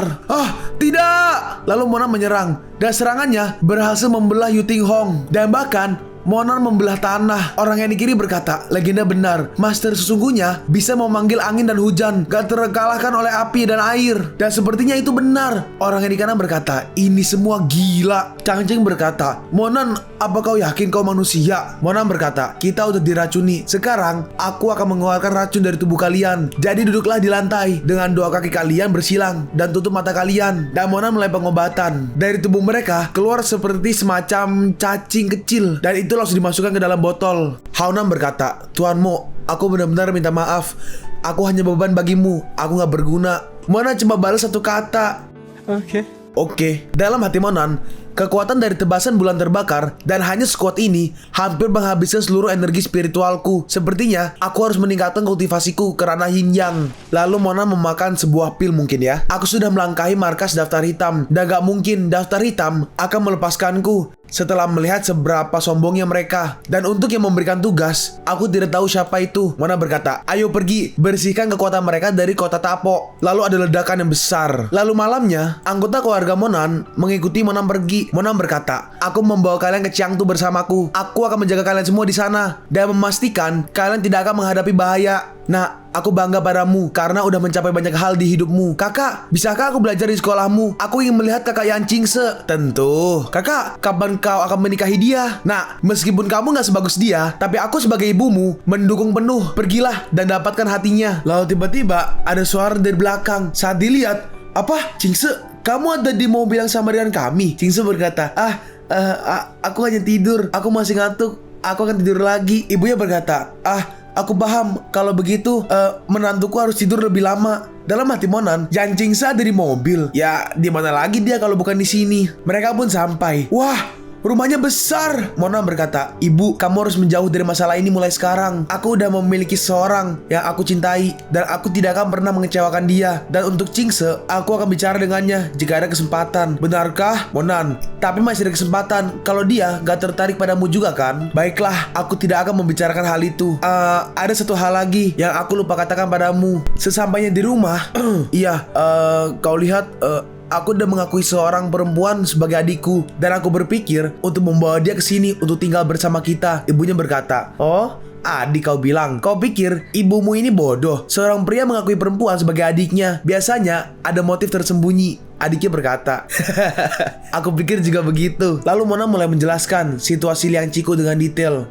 Ibunya berkata, perempuan malang, aku akan memperlakukan dia seperti putriku sendiri ketika kau membawanya ke sini. Moyu berkata, iya, dan aku akan memperlakukan dia seperti adikku sendiri. Lalu mereka berdua pun pergi ke sekolah. Saat di sekolah, Mona berkata, jangan gugup, aku udah bicara pada bibitan, dan aku akan mengunjungimu setiap hari meskipun kamu junior di sekolahku. Kalau seseorang mencoba membulimu, katakan aja padaku, kakak, jangan macam-macam denganku. Oke. Dalam hati Monan, untuk memiliki cukup kekuatan untuk melindungi orang yang kucintai, mungkin ini adalah maksud dari kultivasi. Lalu tiba-tiba, kakak Monan, Liang Ciku. Oh, jadi dia adik Ciku. Kebetulan sekali. Monan berkata, adik bodoh. Aku mengatakan pada dia untuk datang ke sini. Lama gak bertemu, kakak Monan. Moyu berkata, halo adik Ciku, aku adiknya Monan, namaku Moyu. Aku dengar kakakku membicarakan tentangmu. Senang bertemu denganmu. Oh, kamu Moyu. Aku pikir kalian itu... Kau pikir aku pacar kakak bauku ini? Enggak mungkin.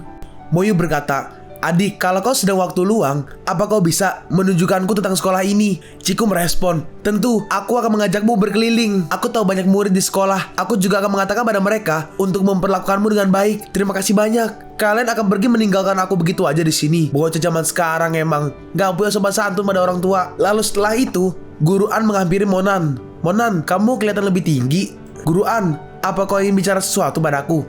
Kamu, apa yang kau lihat mesum? Kau pasti berpikiran aneh-aneh. Apa yang kau bicarakan? Guru Am berkata, aku ingin berterima kasih padamu. Operasi ayahku berhasil dan dia ingin berterima kasih padamu secara pribadi. Terus kenapa kalau dia muridmu? Kalau kau bertanya padaku, jika dia bisa membantumu di waktu seperti ini, dia mungkin tertarik padamu. Ayahmu udah kembali dari gerbang kematian. Apanya yang gak mungkin? Tapi aku tahu kamu gak punya waktu, jadi aku bilang enggak untukmu. Gak perlu berterima kasih. Mendengar dia kembali sehat, itu aja udah bagus. Aku benar-benar gak punya waktu. Tentu saja kamu orang sibuk. Kamu bahkan gak peduli datang ke sekolah. Lalu 2 hari kemudian, dalam hati Monan, udah 3 hari sejak aku kehilangan kontak dengan Su Liusha. Dia bilang padaku, 3 hari lagi aku akan mencari cara untuk menemuimu. Perkataan tanda kutip mencari cara adalah bukti kalau dia tertahan. Mungkinkah dia menemui bahaya? Lalu keesokan harinya, Mona mendapat sebuah pesan. Sayang, kau merindukanku sampai mati kan? Maka datanglah ke pelabuhan Hui Kuang. Aku akan menunggumu di sana. Coba datang ya, sampai ketemu. Dalam hati Monan, hanya Su Liusha yang berkata seperti ini padaku. Kelihatannya dia baik-baik aja. Tapi kenapa di pelabuhan Hui Kuang? Lalu Monan mengambil pedang yang kemarin. Ayo bawa pedang untuk jaga-jaga. Monan pun sampai di pelabuhan. Dalam hati Monan, ada banyak kapal di sini, di mana Su Liusha. Tiba-tiba, seseorang berkata kepada Monan, lihat teman lain. Hey, namaku Lao Chu. Siapa namamu? Monan. Dalam hati Monan, kelima orang itu memiliki aura pembunuh. Dia berkata, keren sekali. Aku gak percaya kau memiliki nama yang sama dengan bos provinsi Jiangnan. Kenapa aku gak mengubah namaku juga dan memanggil diriku Xiao Qianqie? Lalu seseorang berkata, seriusan? Orang lembut seperti dia ada di bisnis seperti ini juga? Si gendut berkata, jangan begitu kejam. Kita semua saudara di sini. Apa salahnya jadi lembut? Abaikan aja yang tadi. Nama dia Ma Xin Hui. Panggil dia Kakak Ma. Jangan khawatir, aku akan menjagamu ketika kita mengurus daftar hitam. Dalam hati Monan, seperti yang kuduga, ini daftar hitam, tebakanku gak salah. Lalu ada kapal yang klakson. Nah, akhirnya sampai. Itu sinyal untuk kita. Waktunya pergi, ikuti aku. Lalu mereka maju dan masuk ke sebuah jaring. Dalam hati Monan, untuk memindahkan orang seperti ini, mereka pun diangkut ke dalam kapal. Lalu orang ini berkata, namaku Tong. Orang-orang memanggilku Paman Tong. Aku percaya semua orang yang datang ke kapal ini sudah bersiap. Kali ini kita akan pergi ke pengiriman Delnder, dan hanya orang terbaik yang bisa mendapat kesempatan untuk bergabung dengan daftar hitam. Baiklah, ayo ikuti aku. Si gendut berkata, sepertinya kita akan kesulitan untuk bergabung sebagai magang. Dalam hati Monan, aku berharap Su Liusha mengajakku ke markas secara langsung. Aku gak menyangka aku harus berpura-pura sebagai kandidat pembunuh daftar hitam. Lalu mereka masuk ke sebuah ruangan. Di ruangan itu ada Su Liusha. Dia di sini. Jadi dia berhasil sampai. Paman Tong berkata, kalian semua duduk dan tunggu di sini. Jangan ngobrol. Orang ini berkata, kalian semua harus berhati-hati ketika kalian kembali ke pantai besok. Salah satu benteng kami dihancurkan beberapa hari yang lalu, dan ketua benar-benar marah kali ini. Kita nggak boleh membuat kesalahan lagi, terutama kamu, Su Liusha. Iya, aku akan lebih berhati-hati. Misi kali ini harus berhasil bagaimanapun caranya. Paham? Baik. Oke, semuanya bubar. Paman Tong berkata, baiklah. Semuanya selesai untuk hari ini. Kalian akan dibawa ke ruangan kalian sekarang. Istirahatlah dan tunggu di sana untuk pemberitahuan lebih lanjut. Paman Tong berkata, ini ruanganmu. Baik. Lalu Liusha datang. Dia berkata, permisi tuan, tolong isi formulir ini dengan informasi yang dibutuhkan. Kau perlu mengisi informasi yang dibutuhkan, yang mana akan dimasukkan ke dalam penerimaan ke daftar hitam.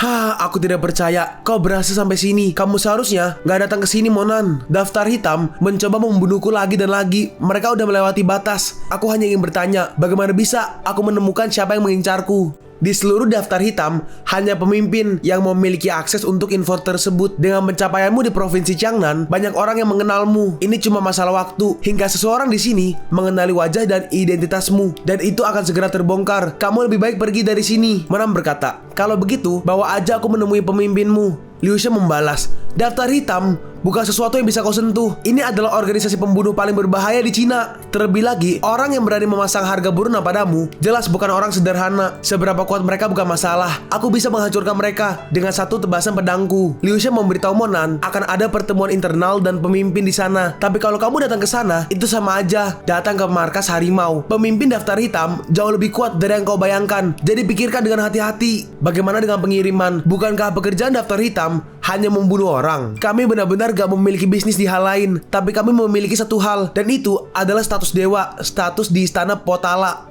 Liu Sha berkata, ayo, aku akan membawamu ke tempat yang menarik. Kemana? Per Village Queen. Aku gak suka panggilan itu. Jangan panggil aku dengan nama itu. Panggil aku Big Milky, oke? Mereka pun turun ke sebuah ruangan. Dan di ruangan itu ada banyak sekali patung. Monam bertanya, dari mana semua patung ini? Liu Sha menjawab, pemimpin dapat menjangkau seluruh penjuru dunia. Dalam hati Monan, apa yang diinginkan pemimpin daftar hitam dari banyak patung ini? Apa pemimpin mereka hobi ngoleksi patung? Kalau begitu, apakah seorang pemimpin dari organisasi pembunuh yang ternodai oleh darah bisa menghilangkan dosanya dengan patung dewa? Seseorang berkata, Su Liu Sha, apa kau lupa aturan? Kenapa kau membawa orang luar ke sini? Su Yingmei, jaga ucapanmu ketika di depanku. Beraninya kau bicara soal aturan ketika kamu sendiri berkeliaran dengan jalang baru. Wanitanya berkata, oh, bagaimana bisa dia mengatakan seperti itu tentangku? Su Liu Sha, sepertinya kau udah lupa tentang sakit yang kamu derita di hari itu. Percaya atau tidak, aku akan memberitahu ayah sekarang kalau kamu membawa orang luar ke gudang dan kau merusak patung berharganya. Liu Sha berkata, apa kau pikir ayah akan percaya? Su Yingmei membalas, menurutmu dia lebih percaya anaknya sendiri atau kamu anak pungut? Kamu anjing sialan. Liu Sha langsung menendang, tapi Paman Tong menghalanginya. Paman Tong berkata, Su Liu Sha, berhenti. Kalau kau bertarung di sini, siapa yang akan bertanggung jawab kalau patungnya rusak? Dan kamu juga. Apa kau lupa kalau ayahmu itu mengatakan untuk berhenti membuat masalah? Kalau kau membuat masalah lagi, pacar kecilmu ini akan diusir dari kapal ini. Dalam hati Monan, sepertinya Su Liu Sha diadopsi. Jadi aku pikir dia mencari pembunuh daftar hitam karena keluarganya. Yingmei berkata, Paman Tong, aku datang ke sini untuk melihat-lihat patung. Paman Tong membalas, baiklah, pergi, lakukan urusanmu. Terakhir, kami menemukan patung yang gak ternilai. Aku gak pernah membayangkan akan ada patung Buddha yang sempurna dan masih lengkap. Pola ukirannya setidaknya ada di dinasti Qin. Seseorang menggunakan jas berkata, iya, ada banyak orang asing yang mencuri harta karun Cina dulu, tapi kali ini kami menemukannya. Yingmei berkata, kali ini ketika kita memberikan patung ini pada pemimpin, dia akan sangat puas, dan siapa tahu mungkin kita akan mendapat hadiah besar kali ini. Dalam hati Monan, emang ada sesuatu yang unik tentang patung ini. Yingmei berkata, oi sampah, apa yang kau lakukan melihat seperti itu? Apa kau bahkan tahu benda apa ini? Pacarnya berkata, ada yang bilang, di mana ada ahli yang memuji seni, ada juga orang awam yang bergabung pada kerumunan untuk bersenang-senang. Kakak Su, kamu gak perlu berinteraksi dengan orang yang gak berharga seperti itu. Yingmei berkata, kau sangat benar, Xiao Nuo Nuo. Hei bocah, menjauhlah dari patung itu. Kalau kamu nggak punya pengetahuan tentang seberapa berharganya ini, kalau kamu menghancurkannya, kau nggak akan bisa membayarnya. Bahkan kalau kau bekerja seumur hidup sebagai pembunuh. Cukup, itu cukup. Beraninya kamu berbicara seperti itu pada dia. Monan berkata, oh, benarkah? Dalam hati Monan, kau benar-benar menyukai patung ini. Benarkah? Su Yingwei, bagus, aku akan memberimu waktu yang baik. Hancur. Di panel sebelumnya kita melihat si Su Yingwei tangannya lagi ada di patungnya. Lalu patungnya mulai retak. Hah?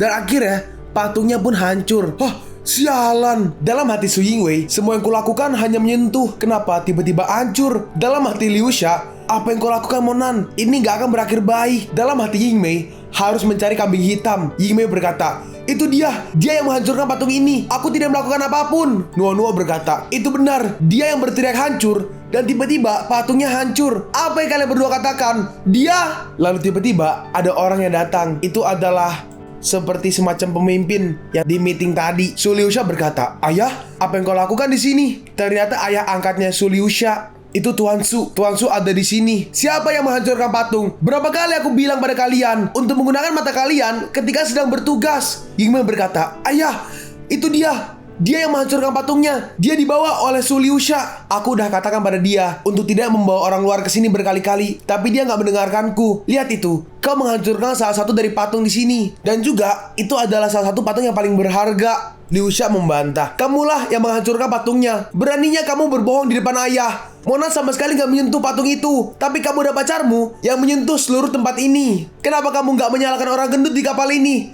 Sial. Itu kamu bahkan bisa menyalahkan pada ayah kalau seperti ini. Lalu Tuan Su pergi ke Su Yingmei. Ayah, tidak, ini, aku. Diam! Aku tanya sekali lagi, siapa yang melakukan ini? Kamu, katakan padaku, siapa yang melakukan ini? Dalam hati Paman Tong, apa yang harus aku lakukan? Kalau aku berlanjut berlayar dengan Su Yingwei, aku takut aku tidak bisa melindungi diriku sendiri. Paman Tong berkata, sebelumnya, Liusha dan Yingwei berdebat tentang patung. Tapi sebelum patungnya hancur, Monan mengatakan hancur dari jarak jauh. Tapi tangan Yingwei lah yang menyentuh patung Buddha. Paman Tong, bagaimana bisa kau membela orang lain?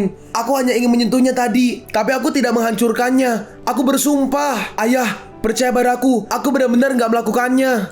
Kamu bajingan gak berotak, menghancurkan patung yang tak ternilai. Untuk ini, kamu dihukum 50 pecut dan 3 bulan penjara. Dan kamu membawa orang gak dikenal ke sini, kamu juga akan dihukum. Tuan Su, sebenarnya akulah yang menghancurkan patung itu. Nah, tuh, dengar itu. Dia mengakuinya. Aku tidak melakukannya.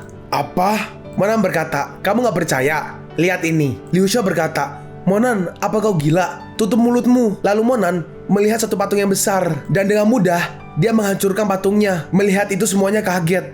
Lihat itu. Dialah yang menghancurkan patungnya. Ini bukan salahku. Lalu dengan cepat, Tuan Su langsung bersiap menyerang. Ternyata itu kamu. Maka bayar dengan hidupmu. Tidak begitu cepat. Aku menghancurkan patung itu untuk mencari harta karun asli yang tersembunyi di dalam patung. Tuan Su akan melukai seseorang yang membantu dia. Dengan cepat, serangannya langsung berhenti. Harta karun asli kau bilang? Ayah, sepertinya benar. Ada sesuatu di dalam patung. Lihat apa yang kami temukan, Presiden. Saat dilihat, mungkinkah ini embrio dari naga batu? Tidak ada sesuatu seperti embrio. Kalau patung dewa didukung oleh dupa, banyak pengikutnya akan bersujud dan menyembah siang dan malam. Dan itu akan menjadi roh pada suatu saat. Yang ini baru aja lahir, jadi warnanya hitam. Tapi bahkan jika itu baru lahir, tetap memiliki kegunaan yang hebat. Dan kalau aku benar, Tuan Su mencari banyak patung untuk hal ini. Dalam hati Tuan Su, menarik. Bagus, bagus. Kerja bagus, Monan. Liusha, kau punya mata yang bagus. Kau membawa anak muda yang hebat. Dalam hati Yingmei, sialan Monan, kau tahu ada harta karun di dalamnya. Tetapi kau menungguku ditampar. Sebelum kau mengaku, ini jelas-jelas sengaja. Tuan Su berkata, kamu baru aja di sini, tapi kamu udah menunjukkan nilaimu. Luar biasa, Monan. Coba lihat. Apa ada harta karun lain di sini? Kau mendapat izinku untuk menghancurkan mereka semua. Monan berkata, maaf, tapi kekuatan kultivasiku terbatas. Hanya bisa menggunakan kemampuan itu beberapa kali. Aku perlu istirahat beberapa hari untuk mengisi tenaga. Jadi nggak mungkin untuk melakukannya lagi sekarang. Dalam hati Monan, mau membuatku kerja secara gratis? Nggak mungkin. Tuan Su berkata, kalau begitu kamu harus istirahat. Nggak perlu melakukan tugasmu. Istirahat aja di ruanganmu. Aku juga akan membawamu ke istana Potala. Ketika waktunya datang, kau harus menunjukkan kemampuanmu di sana. Kalau begitu, terima kasih atas kebaikanmu, Tuan Su. Dalam hati Yingmei, Monan bukan. Kau macam-macam dengan orang yang salah. Tunggu aja kau. Lalu keesokan harinya, semuanya keluar. Paman Tong berkata, aku akan mengambil 3 orang untuk tetap di kapal. Dan sisanya akan ke pantai. Orang bermarga maju. Mari sini. Xiaomai, Xiaochiro. Xiaomai kali. Xiaomai, Xiaochiro. Baik. Honghuo. Honghuo. Nama macam apa itu? Konyol sekali. Lao Shu berkata, oi, dia memanggilmu. Cepat jawab dia. Aku memintamu untuk membantuku memikirkan nama. Dan kau memberiku ini. Cukup. Xiaomai dan Honghuo. Kalian bertiga bertugas untuk menjaga sekitar kapal. Lalu mereka pun berjaga di kapal. Lao Shu berkata, jadi bagaimana dengan nama barumu? Kamu suka? Itu cukup mudah untuk diingat kan? Aku ini jenius dalam memberi nama. Bagaimanapun, kita akan menjadi duo yang paling mematikan di daftar hitam. Membunuh dewa dan membantai pahlawan. Monan, kau sangat bahagia kan? Nggak perlu berterima kasih padaku. Monan cuma diem. Seseorang datang dan berkata, wah, gendut kecil kami udah membuat duo. Apa aku harus memanggilmu gendut besar sekarang? Lao Shu berkata, hus, kau bodoh. Jangan memanggilku seperti itu. Nanti orang-orang akan mengira aku penjual roti. Shh, kalian berdua, apa kalian mendengar suara itu? Hah? Suara? Monan berkata, Kalian, aku bisa melihat pergerakan di air. Sial, ada begitu banyak ikan di sini. Kalau aku gagal masuk ke daftar hitam, aku masih bisa kaya dengan mancing di sini. Tapi tunggu, ikan-ikan ini gak kelihatan normal. Mereka sangat kuat. Lalu Liu Sha keluar. Kenapa kau bengong? Mereka itu musuh. Dengan cepat, Liu Sha langsung lompat. Lao Chu berkata, siapa yang punya keberanian menyerang kapal kita? Aku bisa menjaga barang-barangmu yang sangat berharga ketika kamu turun. Lalu ada sesuatu yang sangat cepat menyerang ke arah Monan. Tapi Monan berhasil menangkapnya. Ternyata itu adalah sebuah ikan piranha. Piranha ini udah mati, tapi masih bisa melompat. Sial. Lalu Monan langsung menghancurkan ikan itu. Cepat, ayo turun. Monan pun langsung lompat ke air. Di dalam air ternyata ada banyak sekali ikan piranha. Dengan cepat, Monan memotong mereka semua. Lalu tiba-tiba ada yang menembak ke arah Monan. Cari mati. Lalu Monan dengan tinjunya langsung menahan peluru-peluru itu. Lalu ada yang lompat ke atas kapal. Wah, bagaimana bisa? Dan ternyata ada banyak orang. Aku pikir kita kedatangan tamu. Dan di bawah juga ada beberapa orang. Pistol dari seorang musuh, Monan langsung menghempaskannya. Lalu ada beberapa orang yang pergi ke arah kapal. Dalam hati Monan, oh tidak, aku nggak bisa membiarkan mereka menenggelamkan kapal. Ini adalah kapal daftar gelap. Dan dengan Su Cheng Yang, pemimpin kapal ini, siapa yang punya keberanian menyerang kapal ini? Aku pikir daftar gelap memiliki terlalu banyak musuh juga. Dan yang satu ini cukup berani. Lalu dengan mudah Monan menghajar para musuh itu. Lalu tiba-tiba ada hiu yang datang, guys. Hiu macan. Ini muncul tiba-tiba. Sepertinya musuh memiliki cukup kemampuan. Mereka bahkan menggunakan hiu macan. Lalu dengan mudah Monan menghempaskan hiu itu. Sedangkan di kapal mereka berdua membantai para musuh itu. Di sini terlihat Nuo tercemplung ke air. Lao Chu berkata, Kakak Ma, kamu tetap di atas sini. Aku akan turun ke bawah dan menyelamatkan yang lainnya. Karena hempasan Monan, hiu itu naik ke atas kapal. Oh sial, ada hiu di bawah sana. Tapi untungnya udah mati. Kakak Ma, gimana kalau kamu aja yang turun ke bawah? Aku akan tetap di sini.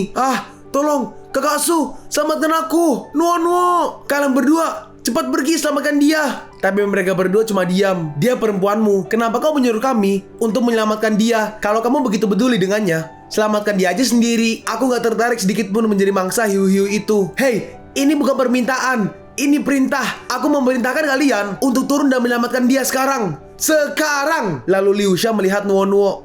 Tolong. Dengan cepat, Liu Sha pergi ke arahnya. Yingmei berkata, seseorang, selamatkan dia cepat, dia tenggelam. Lao Chu berkata, Monan belum kembali. Aku takut dia. Kalian berdua, bersihkan geladak. Baik, di laut masih banyak sekali ikan. Kita kehilangan teman dan saudara yang baik hari ini. Aku harap aku bisa menghentikan dia turun ke bawah. Bentar, guys, lihat. Itu Hong Huo. Dia keluar dari air bersama dua perempuan. Sepertinya dia berhasil menyelamatkan mereka. Nah, kerja bagus. Aku tahu kamu gak akan mati dengan mudah.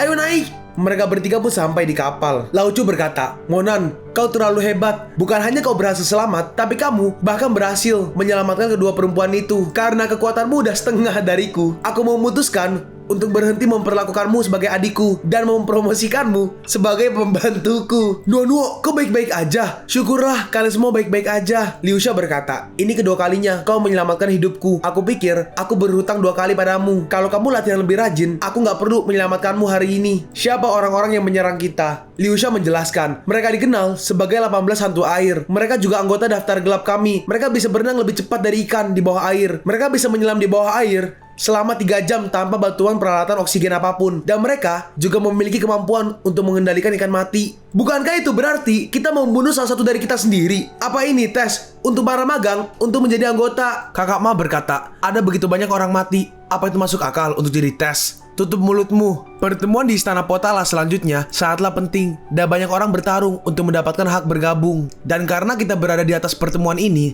dengan koleksi patung kita, jadi itulah kenapa mereka menargetkan kami. Lao Chu bertanya, Monan, berapa banyak yang kau bunuh di bawah air? Monan menjawab, 11. Meskipun aku berhasil melukai yang ke-12 dengan sangat serius, tapi dia berhasil kabur. Dalam hati mereka berdua, dia membunuh 11 anggota daftar gelap sendirian. Segitu banyak. Sepertinya kali ini 18 hantu air akan dihapuskan dari daftar gelap untuk selamanya. Aku gak pernah menduga, bahkan anggota resmi yang dipersenjatai dengan baik gak bisa mengalahkan mereka. Bagaimanapun, mereka udah dihabisi olehmu hari ini. Yingmei berkata, cuma kamu membunuh 11 dari mereka? Hahaha, jangan bercanda.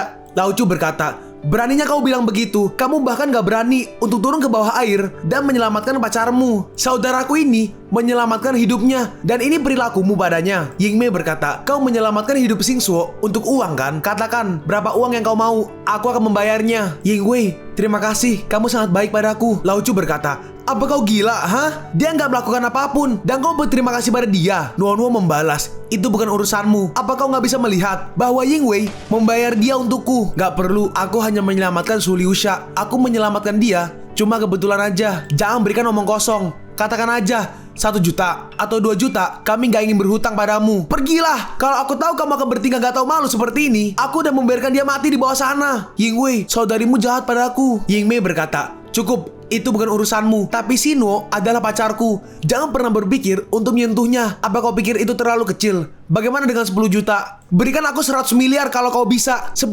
juta? Apa urusannya jadi kaya? Kamu cuma serigala bersama dengan jalang yang gak tahu terima kasih. Nuo berkata, tunggu, kenapa kau memberi dia begitu banyak uang? Dia menyentuh pinggangku di air. Apa kau bisa membayangkan betapa gak nyamannya aku? Dia udah cukup beruntung. Aku tidak meminta dia untuk membayarku. Yang modelan begini bunuh aja gak sih? Pengen gue tonjok rasanya. Woi jalang, dengarkan aku. Kalau kau menghina dia lagi, aku akan membuatmu jadi makanan hiu sekarang. Cukup, hentikan semua ini. Kita semua lelah. Ayo masuk ke dalam. Tetap waspada. Kita akan sampai di darat dalam 3 jam. Monan, aku minta maaf. Jangan khawatir. Aku gak peduli dengan mereka. Bagaimanapun, itu gak pantas untuk waktuku. Tapi kenapa ayahmu gak muncul setelah insiden besar ini terjadi? Iya, Presiden Su terlalu tenang dalam situasi seperti ini. Presiden tahu akan ada serangan, jadi kami mengambil tindakan sebelumnya. Kemarin malam, dia mengambil rute lain dan pergi dengan patung utama ke istana Potala. Dia pasti udah sampai di sana sekarang. Dalam hati Monan, aku gak percaya. Rubah tua ini membiarkan kita jadi umpan dan kabur sendirian. Orang tua ini sangat gak adil untuk siapapun yang mengorbankan nyawanya hari ini. Pak Manto melanjutkan, Liusha, kamu gak bisa menyalahkan ayahmu. Tempat dimana kamu berdiri sekarang itu untuk kebaikanmu sendiri. Jadi sesuatu harus tetap dirahasiakan darimu. Baiklah, bersiap untuk mendarat. Pemberhentian selanjutnya Istana Potala. Lalu mereka pun akhirnya sampai. Wah, sangat indah. Pak Mantong berkata, aku punya kabar baik untuk kalian semua. Berdasarkan aturan, kalian gak diizinkan untuk menghadiri pertemuan. Tapi kali ini, Presiden sangat menghargai kalian. Jadi Presiden memberikan kalian kesempatan. Dia berencana untuk menerima kalian semua yang ada di sini. Tapi sebelum waktunya datang, kalian semua harus mempersiapkan hadiah agar kami gak kehilangan status di sini. Baiklah, bubar. Kalian bisa pergi dan mencari hadiah kalian. Liusha menggenggam tangan Monan dan berkata, itu akan sia-sia datang ke sini dan gak keluar untuk melihat pemandangan. Ayo pergi dan cari hadiah. Hei, tunggu, aku ikut. Liusha berkata, ini adalah 2 jalan yang hanya diketahui oleh orang lokal dan gak ada pengunjung normal di sini. Terlebih lagi, barang-barang di sini lebih murah daripada di pasar. Sangat sederhana. Ini pasar yang besar. Lalu Monan melihat sebuah seperti tanduk kali ya. Si nenek penjual berkata, apa kau melihat sesuatu yang menarik anak muda? Berapa harga barang ini? 3.366 yuan. Laucu berkata, Nek, bicara yang masuk akal. Aku gak percaya kau menjual tanduk ini semahal itu, yang padahal harganya gak lebih dari 1.000 yuan. Itu ditinggalkan oleh Paula untukku. Itu berharga. Laucu bertanya, Paula, siapa itu? Liusha berkata, aku pikir yang dia maksud adalah neneknya. Monan berkata, oke, aku beli. Laucu bertanya, Monan, apa kau melihat harta karun? Melihat kamu gak ragu-ragu membelinya, apa ada emas tersembunyi di sana? Monan menjawab, tidak. Hanya saja melihat dia mendirikan toko di umur yang sangat tua, di mana dia seharusnya beristirahat, hidup pasti gak mudah baginya. Jadi aku tidak menawar. Dalam hati Liusha, jujur aja, orang ini punya terlalu banyak uang untuk dihabiskan. Lalu ini tangannya Liusha mungkin ya. Liusha berkata, lihat orang-orang di sana, mereka menjual patung-patung di sana. Ayo pergi dan lihat. Kalau kau bisa dapat 1, itu akan jadi hadiah yang bagus. Si penjual berkata, mereka adalah patung Buddha 3 uang terakhir dari kuil lama. Ini kesempatan bagus untuk mendapatkan karma. Satunya hanya 99.000. Apa? 99.000? Itu terlalu mahal. Dalam hati Monan, patung-patung ini agak sedikit kasar, tapi ada energi real di dalamnya. Si penjual berkata, apa ada orang kaya untuk membeli patung-patung ini untuk disembah di rumah? Monan berkata, aku beli 1. Hoho, Amitabha. Kamu adalah orang pertama yang membelinya. Kamu pasti orang yang ditakdirkan. Kalau begitu, patung pertama ini akan jadi milikmu. Tapi tiba-tiba, tunggu. Yingmei berkata, aku akan membeli ketiga patung itu. Liusha berkata, kenapa kau di sini? Apa yang kau inginkan dari kami, ha? Laucu berkata, bajingan ini gak tahu malu. Kenapa? Apa kau pikir hanya kamu yang tahu tentang pasar ini? Si penjual berkata, aku minta maaf tuan muda, tapi hanya ada 2 tersisa. Yingmei berkata, aku akan membayar 2 kali lipat. Ini bukan tentang uang. Kalau ini bukan tentang uang, ini masalah tentang gak cukup uang kan? Aku akan memberimu 10 kali lipat. 3 juta untuk ketiga patung itu untukku. Apa? 3 juta? Itu gila. Sepertinya pelanggan ini benar-benar berbakti. Kalau begitu sepakat, ketiga patung ini akan menjadi milik tuan muda. Tunggu sebentar. Baru aja kau bilang akan menjual patung itu pada kami. Beraninya kau menarik kata-katamu. Dasar penipu. Si penjual berkata, asal kau tahu, aku belum menjual pada kalian. Jadi kamu gak punya hak untuk memanggilku penipu. Aku akan menjualnya padamu kalau kau bisa memberiku lebih dari 3 juta. Kamu, pergilah kalau miskin. Kamu gak pantas untuk mengambil barang yang berharga. Cepat, dan bawa patung itu ke ruang istirahat. Hati-hati jangan sampai merusaknya. Lalu Monan berkata, gak terlalu cepat bocah. Kenapa? Kau masih ingin memperebutkan mereka? Kenapa kau harus bertarung untuk 3 sampah itu? Kau, beraninya kau memanggil patung yang diukir oleh Talai sendiri adalah sampah. Kau berani menghina Dalai kami. Kamu harus dihukum. Liu Sha berkata, Monan, hati-hati dengan perkataanmu. Kita nggak bisa buat masalah di sini. Jika tidak, kita dalam masalah besar. Maaf, dia nggak bermaksud begitu. Kamu harus berlutut dan bertobat selama 3 hari. Hanya setelah itu, aku akan berpikir untuk memaafkanmu. Ini adalah hukuman karena kamu berani menghina patung suci kami. Monan berkata, aku memanggil patung kalian sampah karena mereka emang sampah, sama sepertimu. Ya Tuhan, kesombonganmu nggak ada batasnya. Kalau kau pikir mereka sampah, kenapa kau nggak mengukir sendiri? Tunjukkan pada kami bagaimana barang bagus yang sesungguhnya. Kebetulan, aku emang ingin melakukan itu. Cepat, berikan aku batu dan alat. Hah? Apa kamu akan mengukirnya di tempat? Tuan dan Nyonya, lihatlah Master Mo. Kami ini hanya bisa bicara. Lalu Monan mulai mengukir batunya. Satset. Ya Tuhan, lihat kemampuannya. Apa dia master? Dia akan mengukir siapa? Luar biasa. Dia mengukir tanpa henti. Bagian luar patungnya udah kelihatan. Hah? Lihat, kenapa ada api di atas patung itu? Ya Tuhan, aku bisa melihat master ukir dalam hidupku. Aku bisa mati tanpa penyesalan. Dalam hati mereka, apa ini mungkin? Monan benar-benar punya kemampuan. Lalu 2 jam kemudian, Monan masih belum selesai.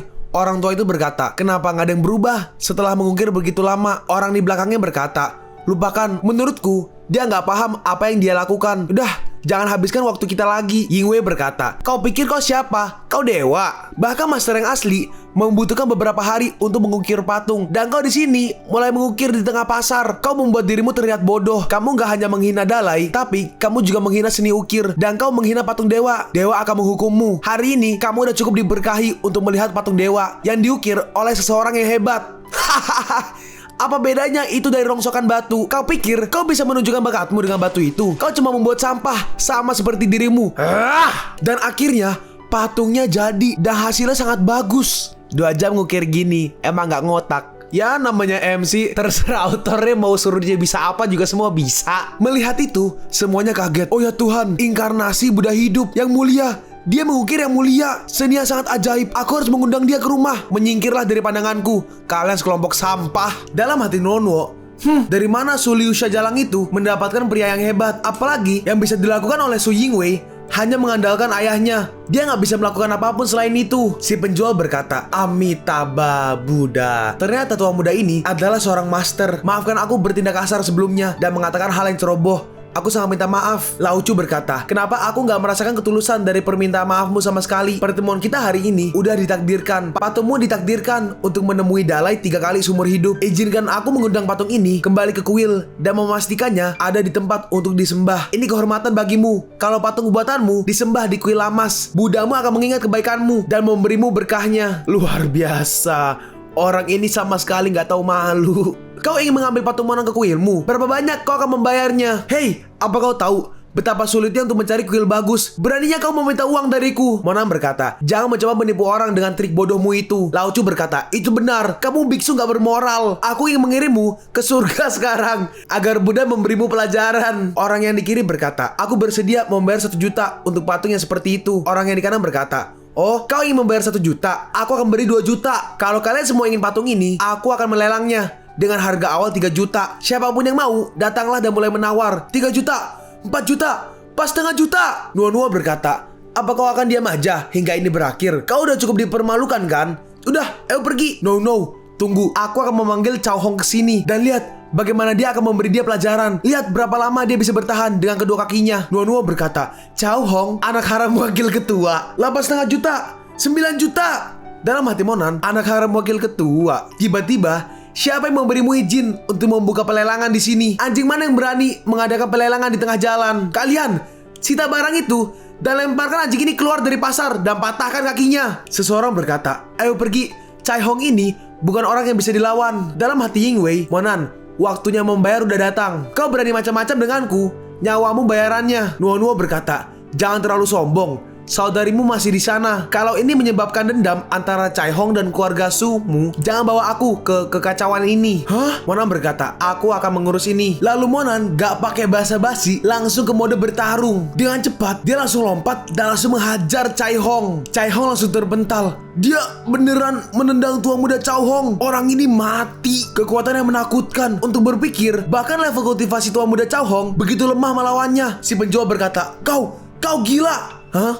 Kau beraninya kau menyerang tua muda Chai Hong. Kau mati sekarang. Orang ini mencari kematiannya sendiri. Ini udah cukup bagi dia untuk ada di dalam daftar buronan daftar gelap. Monan, aduh, apa yang kau lakukan? Kali ini kau benar-benar membawa masalah untuk dirimu sendiri. Kau gak boleh melukai Chai Hong. Sekarang seluruh daftar gelap akan mengejar kepalamu. Dengar Monan, cepat tinggalkan tempat ini selagi kau masih bisa. Dan kau mungkin akan punya kesempatan untuk kabur dari Cina. Lao Chu berkata, dia benar. Monan, aku punya sepupu di Afrika. Pergilah, dia akan menjagamu ketika kau udah sampai di sana. Nggak perlu. Gak ada satupun makhluk hidup di 3 alam dan 6 jalan yang bisa membuatku bersembunyi dari mereka. Aku bisa menghancurkan daftar gelap kalian sendirian. Kalian semua akan mati hari ini. Tunggu aja. Udah.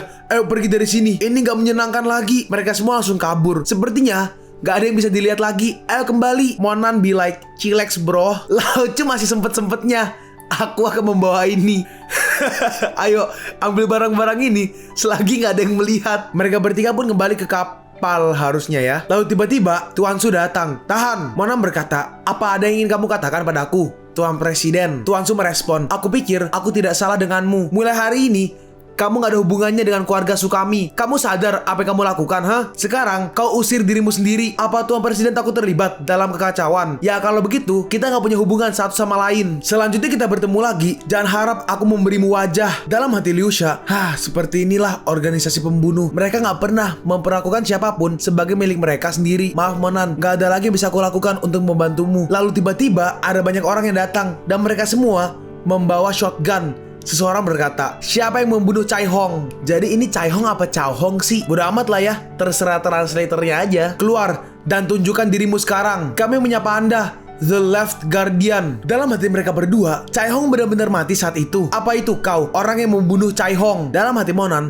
aku awalnya berpikir bahwa setelah membunuh sosok seperti Chai Hong, pemimpin dari daftar gelap secara pribadi akan datang mencariku. Aku gak menyangka bahwa yang datang hanyalah beberapa orang Guardian. Yingwei berkata, Guardian Chou, dialah yang membunuh Master Chai Hong. Aku melihat dengan mataku sendiri. Diam, kenapa kau menyela ketika The Left Guardian tidak memintamu menjawabnya? Cepat sekarang kau berlutut. The Left Guardian yang hebat, mohon maafkan atas kelalaianku ini. Lihat dirimu mengemis dan membungkuk seperti anjing. Dalam hati Yingwei, bodoh, aku baru aja akan kehilangan nyawaku. Mari kita lihat siapa yang bisa tertawa terakhir. Monan berkata, aku membunuh Chai Hong, tapi kau gak memenuhi syarat untuk membalas kematiannya. Kau berani mengatakan itu, hah? Lalu banyak aura putih yang keluar dari badannya. Tidak, The Left Guardian marah. Tolong, hentikan. Liu Sha, apa yang kau lakukan? Cepat kembali ke sini. Yingwei berkata, celaka, aku tahu dia akan membuat keluarga Su kita terbunuh suatu hari nanti. The Left Guardian, tolong, jangan bunuh dia. Jangan halangi jalanku. Aku bersedia untuk memberikan kehormatan hidupku dan bergabung dengan para Dark Guardian. Tapi hanya dengan satu syarat. Lepaskan dirinya. Liu Sha, kau gila. Dalam hati Tuan Su, menjadi pengawal bayangan berarti dirampas dari semua kebebasan dan harus setia kepada pemimpin sampai mati. Ini adalah mimpi buruk bagi semua pembunuh. The Left Guardian berkata, apa kau benar-benar ingin bergabung menjadi pengawal tersembunyi? Iya, bergabung dengan pengawal bayangan emang bisa membuat bos mengabulkan permintaan kepadamu. Tapi orang yang dia bunuh adalah Chai Hong. Dia mungkin gak akan setuju dengan persyaratanmu. Gak masalah, selama kau bisa melaporkannya kepada pemimpin untukku. Penjarakan dulu dia dan tunggu sampai ada persetujuan dari bos. Dalam hati Monan, mau menjarakanku? Kau menganggap dirimu terlalu tinggi. Liu Sha menahan Monan. Monan, para Chou Hufa telah memasuki dunia pil. Kau gak akan bisa mengalahkan mereka. Meskipun kau dan aku dipenjara selama beberapa hari, dan juga aku gak bisa menghindari rasa sakit dari penyiksaan, tapi aku akan masih hidup. Ketika ada kesempatan, wakil pemimpin atau bahkan pemimpin sendiri akan datang kepadamu secara pribadi. Monan menyetujui. Ya udah, baiklah kalau begitu. Dalam hati Monan akan jauh lebih mudah jika aku bisa bertemu langsung dengan wakil pemimpin atau pemimpin langsung. Bawa Su Liu Sha menemui pemimpin dulu. Baik, aku pergi. Berhati-hatilah. The Left Guardian berkata, apa yang kau lihat. Kau harus bersyukur bisa hidup beberapa hari lagi. Dalam hati si The Left Guardian, ini adalah akhir masalah. Jangan coba melanggar perjanjian Su Liusha. Dia berkata, ayo pergi, akan kubiarkan kau melihat penjara dari daftar rahasiaku. Monan mengikuti mereka. Dalam hati Monan, aneh. Di sini, aku bisa merasakan kekuatan pemaksaan. Dan itu berasal dari pola pahatan ini. Lalu Monan masuk ke dalam sebuah ruangan. Isinya ada banyak sekali patung dan juga banyak orang. Lalu Monan diborgol. Dalam hati Monan, tekanan yang luar biasa. Bahkan aku terpengaruh.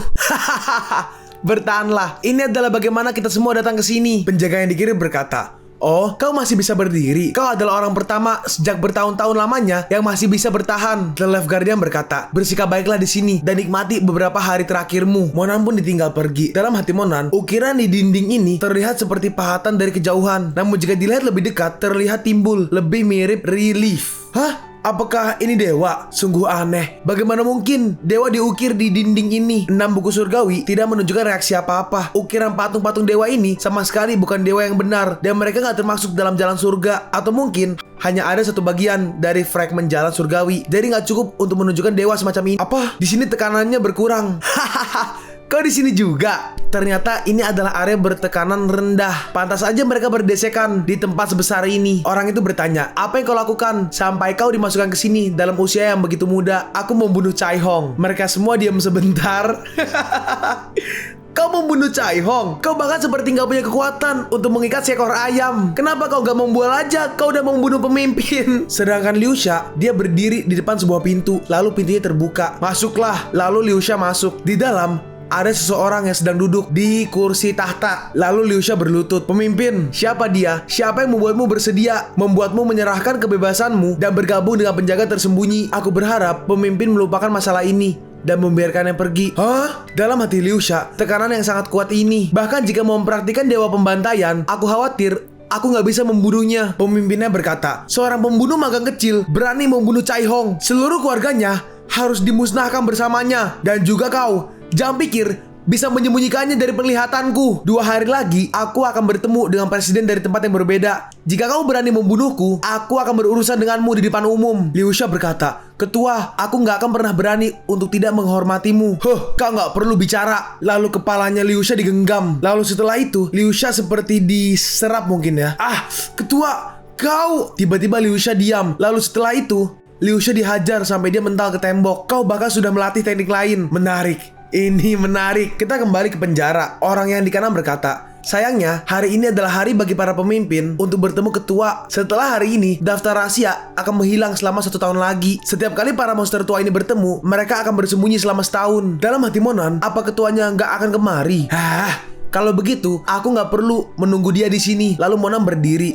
Kau mengatakan sesuatu yang cukup sombong. Seolah-olah kau masuk ke sini dengan sukarela. Ini adalah tanah yang ditinggalkan oleh ratusan Buddha. Kau pikir kau bisa pergi kalau kau mau? Lebih baik kau duduk dan hemat energi. Si gigi ompong berkata, nak, apa kau ingin keluar? Aku punya cara. Orang yang di tengah membalas, kalau kau punya cara, bukankah kau akan keluar lebih dulu? Kenapa kau masih terjebak di sini? Dan bahkan kau udah di sini lebih dari 10 tahun. Ada aja yang masih berbicara tentang omong kosong itu. Kalau kau bisa membawa kami keluar, kami akan menganggapmu sebagai bos. Oke, kau sendiri yang mengatakannya. Aku dengar bahwa ini adalah tempat di mana Dalai Lama pertama di Istana Potala meninggal. Dia adalah seorang bocah jiwa sebelum kematiannya. Dan setelah meninggal, dia benar-benar mendapatkan tubuh emas di sini. Tempat ini memiliki kekuatan tekanan semacam ini. Jika ingin keluar, sangatlah sederhana, yaitu letakkan pisau pembunuh dan jadilah Buddha. Mati aja di sini, dijamin kau keluar dari tempat ini. Kau bajingan, beraninya bermain-main dengan kami. Mati aja kau, sial. Beraninya kau mempermainkan kita. Percaya atau enggak, aku akan memotongmu. Lalu Monan pergi ke gerbang dari penjara itu. Dalam hati Monan, siapa yang memasang ukiran pintu penjara ini? Itu benar-benar menghubungkan semua kekuatan para dewa di penjara. Biarkan aku menguji seberapa hebat kekuatan yang ada di sini. Lalu Monan menghajarnya.